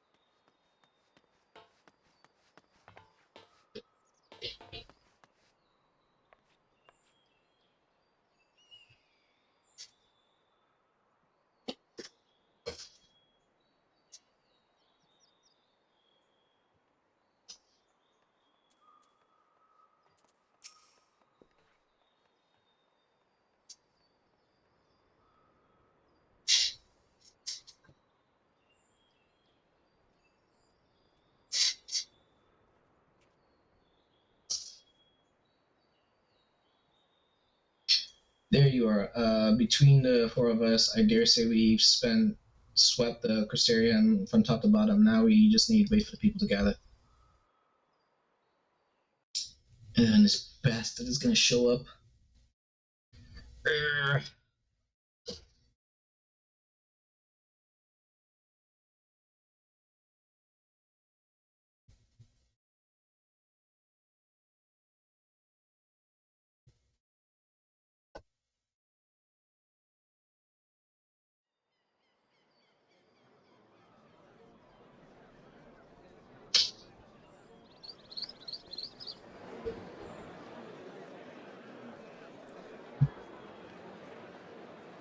Yes, this looks to be nearly everyone. Let us begin, shall we? Though I am usually the first to hold forth at such events, I think on this occasion that honour should fall to you. They would be more inclined to take the word of the warrior of darkness. Indeed. In light of the subject matter, who better than these to speak these truths?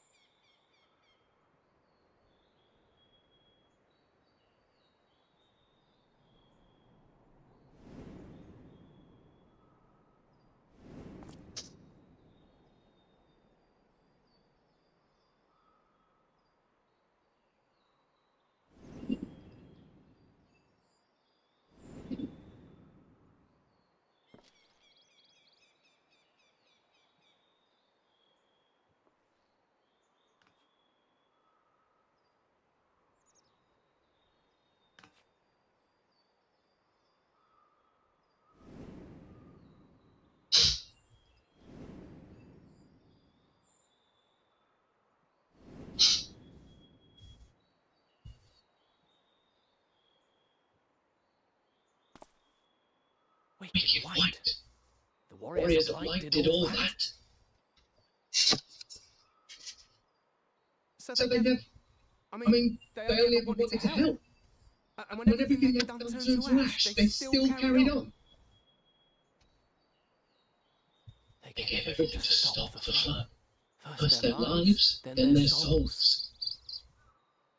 And they managed it too. In the end, they saved us. And we cursed their names.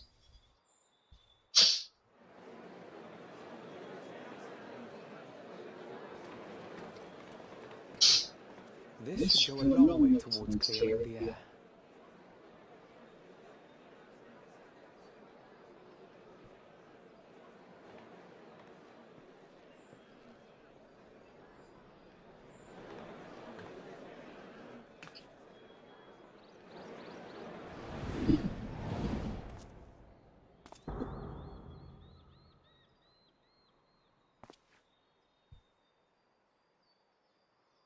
Impossible.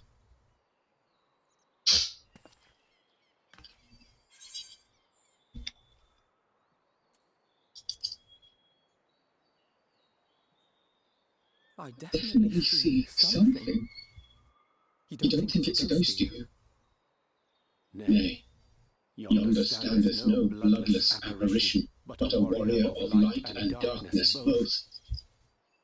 Our bird. What in the world?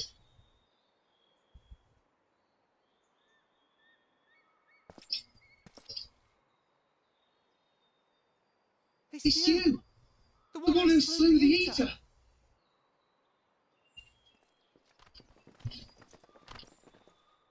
That it should be the warrior of darkness who brought the truth to light. You've saved me a fair bit of time, though I have a few words of my own to say, if I may.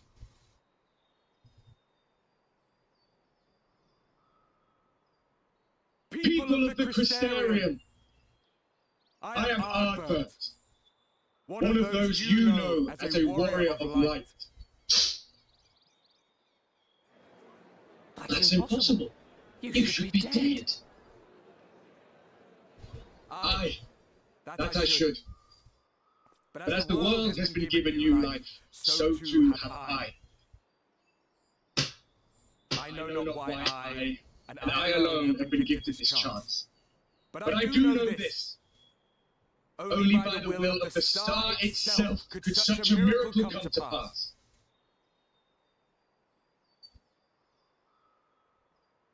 The hero who stands before you now, the warrior of darkness, is not of this world.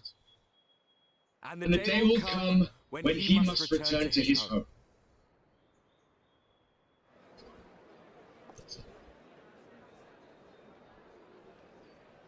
But this land is our home. And if it is to remain so, now and forevermore, it is we who must protect it. The time to rely on saviors from afar has passed. It is you who must rise. You who must become the new warriors of light. Some bitch. Us? Warriors of light. That voice does not match with that body structure, man. None of us were born heroes, my friend. I was only ever a man with a thirst for adventure. But wherever my journey took me, I was invariably confronted with the same choice. To lend what aid I could to those in need, or not. And I always chose the former. Any one of you could do the same. All you need is the will to help your fellow man, and the resolve to see it through.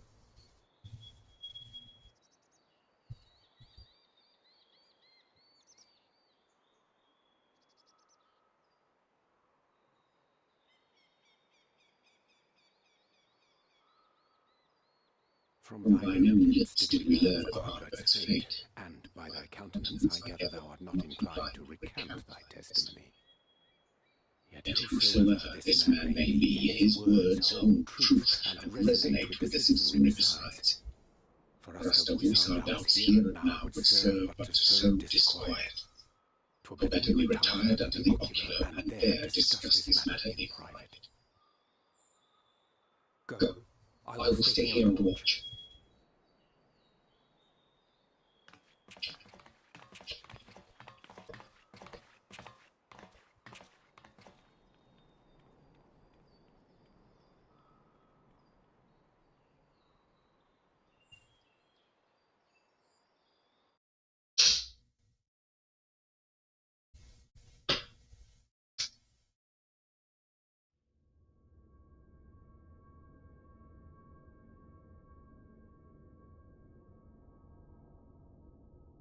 So, that is a warrior of light of the first. I've not had the pleasure of making his acquaintance, but as you all seem to be in agreement, I gather this is no simple case of mistaken identity.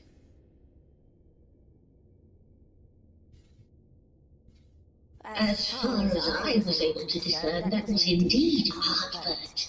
It has been a long time, but not that long. Could he truly have been resurrected as he claims?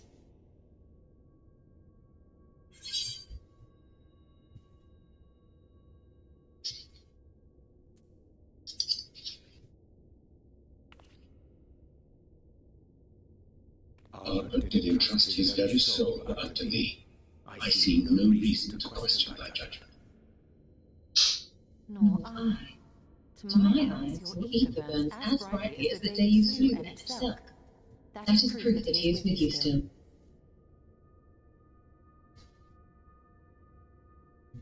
Yet that which standeth now before the people is far more than a passing imitation.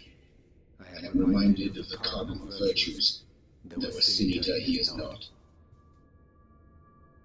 which leaveth but one plausible explanation.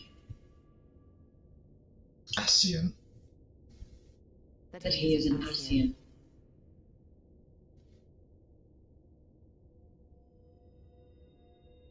Given the fullness of the posthumous possession, I would have to agree. From what I understand, The warriors of light were later resting more by those whom they had aided in life. At the time, some few still remembered them as heroes. Needless to say, 4 of them were subsequently exhumed to serve as the virtues. And if one knew where to look, Ardbird too would not have been difficult to find. Assuming then that this is indeed the work of Ascian, my mind inevitably turns to the last remaining paragon to survive the Sundering.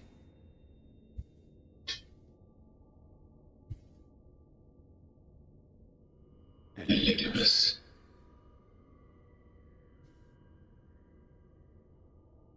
That Xenos hath reclaimed his own flesh is known. Thus evicted from his borrowed form and cognizant no doubt of Emetzel's failure in the first, 'tis possible the emissary chose Ardbird for his next vessel. We inhabited the flesh of the fallen. My, that is unsavory. And they do this often, you say? Verily, for they possess no corporeal forms of their own. In what one may term their natural state, none save those gifted with the echo can perceive them. Indeed, when Elidibus intruded upon the waking sands, his presence did go unmarked by all who save in fear and the warrior of light. On that occasion I myself remained ignorant of his coming until after his departure. It was only at a later juncture, when he deigned to appear before me in borrowed flesh, that I was finally able to take measure of him. In such puppetry do the Ascians engage when they seek to influence the course of history. And they have gained much by it. Emetzelk single-handedly built the Garnian Empire in this manner, while the Hebrea came close to conquering Aemazoo, having taken possession of Thancred's living body. Yet it must needs be noted that the Athenians cannot avail themselves of all moral vessels. For were they able to do so, none would serve as a better pawn than our own redoubtable champion. Mayhap the blessed light shield his Hydaelyn's chosen from Ascian influence. Or mayhap other forces are at work. We cannot say for certain. Whatever the reason, I hope it holds true. I dare not contemplate what might come to pass otherwise. Is it not peculiar, then, that Ardbird's mortal remains should be susceptible, given that he was once a warrior of light? Or did the final departure of his soul make it possible, perhaps? Regardless, to hear an Ascian use him to call forth new warriors of light boggles the mind.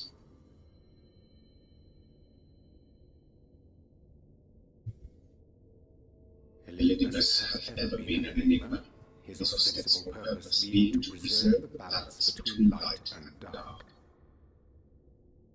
When he made overtures towards me, however, I was afforded a glimpse behind the mask of the self-appointed emissary. I shall not defend mine actions, undertaken in pursuit of a better understanding of our foe as either wise or prudent. Nevertheless, what little I did glean may now prove useful. Elidibus possesseth a subtle mind, practiced in the art of manipulation. That he coaxed this star's most valiant heroes as far as the source with naught save half-truths is no trifling feat. And now I believe he doth employ his skills once more to some as yet unknown end. Though naught is certain, should my suspicions prove true, we shall have need of all our wits if we are to uncover and thereafter thwart his plot. Agreed. 'Tis plain that simply speaking out against him will not avail us. At best, it would only serve to confuse the people.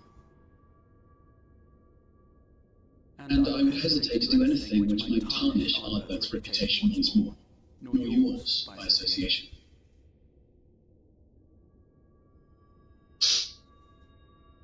That being the case, it may be wise to keep a covert eye on this Artbert's movements, as we attempt to discern his purpose and how best to mitigate his influence.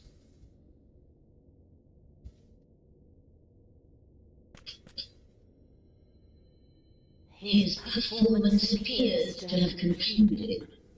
What now? Go back out and follow him?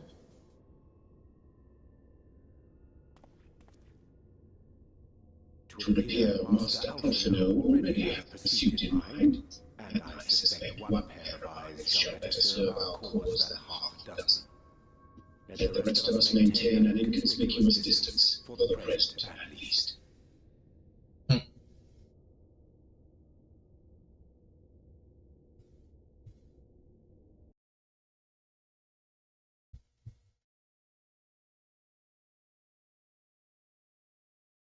I forgot, how did you defeat Elidibus? I don't remember.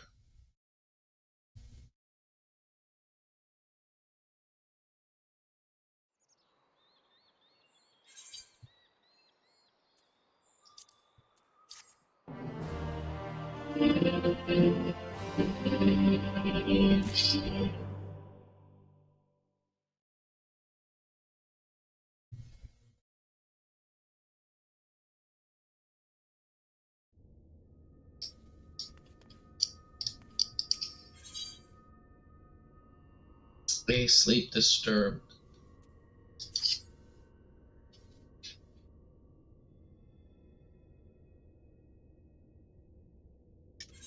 You did well to dispel the falsehood surrounding the warrior of light and their action prior to the flood.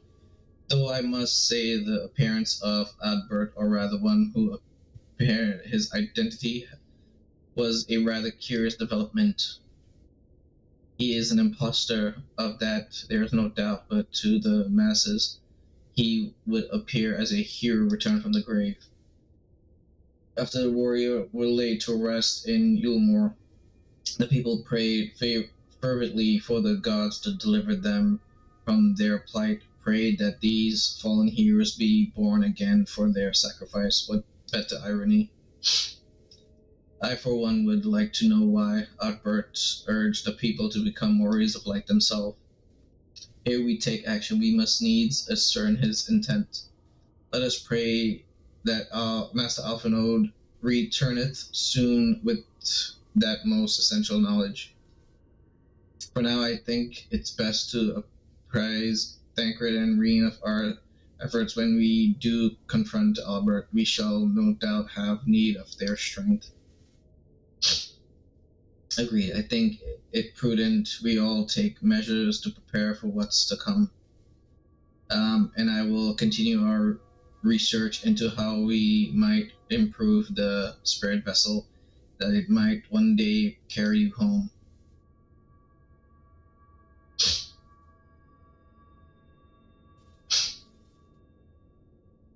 Then I think it's time I return to the Great Woods. Until now, everything I have learned from the Ascian has been handed to us at their leisure, but that was one of Emmett Salk's unique failing. I have no reason to think Elidibus will be so forthcoming. Fortunately, I recently received word from Fano that heretofore unexplored chamber have been discovered deep within the Lit believes the relics within tell of a great calamity that befell an ancient civilization, that of the Ascians. Perhaps they may lead us to the truth we seek.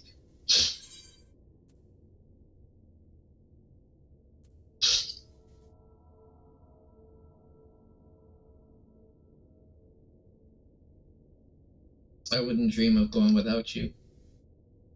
When you are ready, make for Amon and her sisters will be expecting us. Okay. Let us be about our task. Pray give my regards to Viz.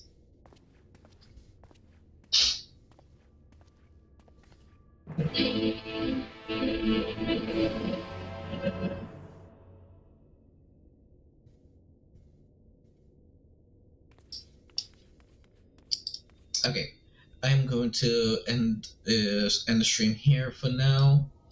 I do got a little bit of time left, but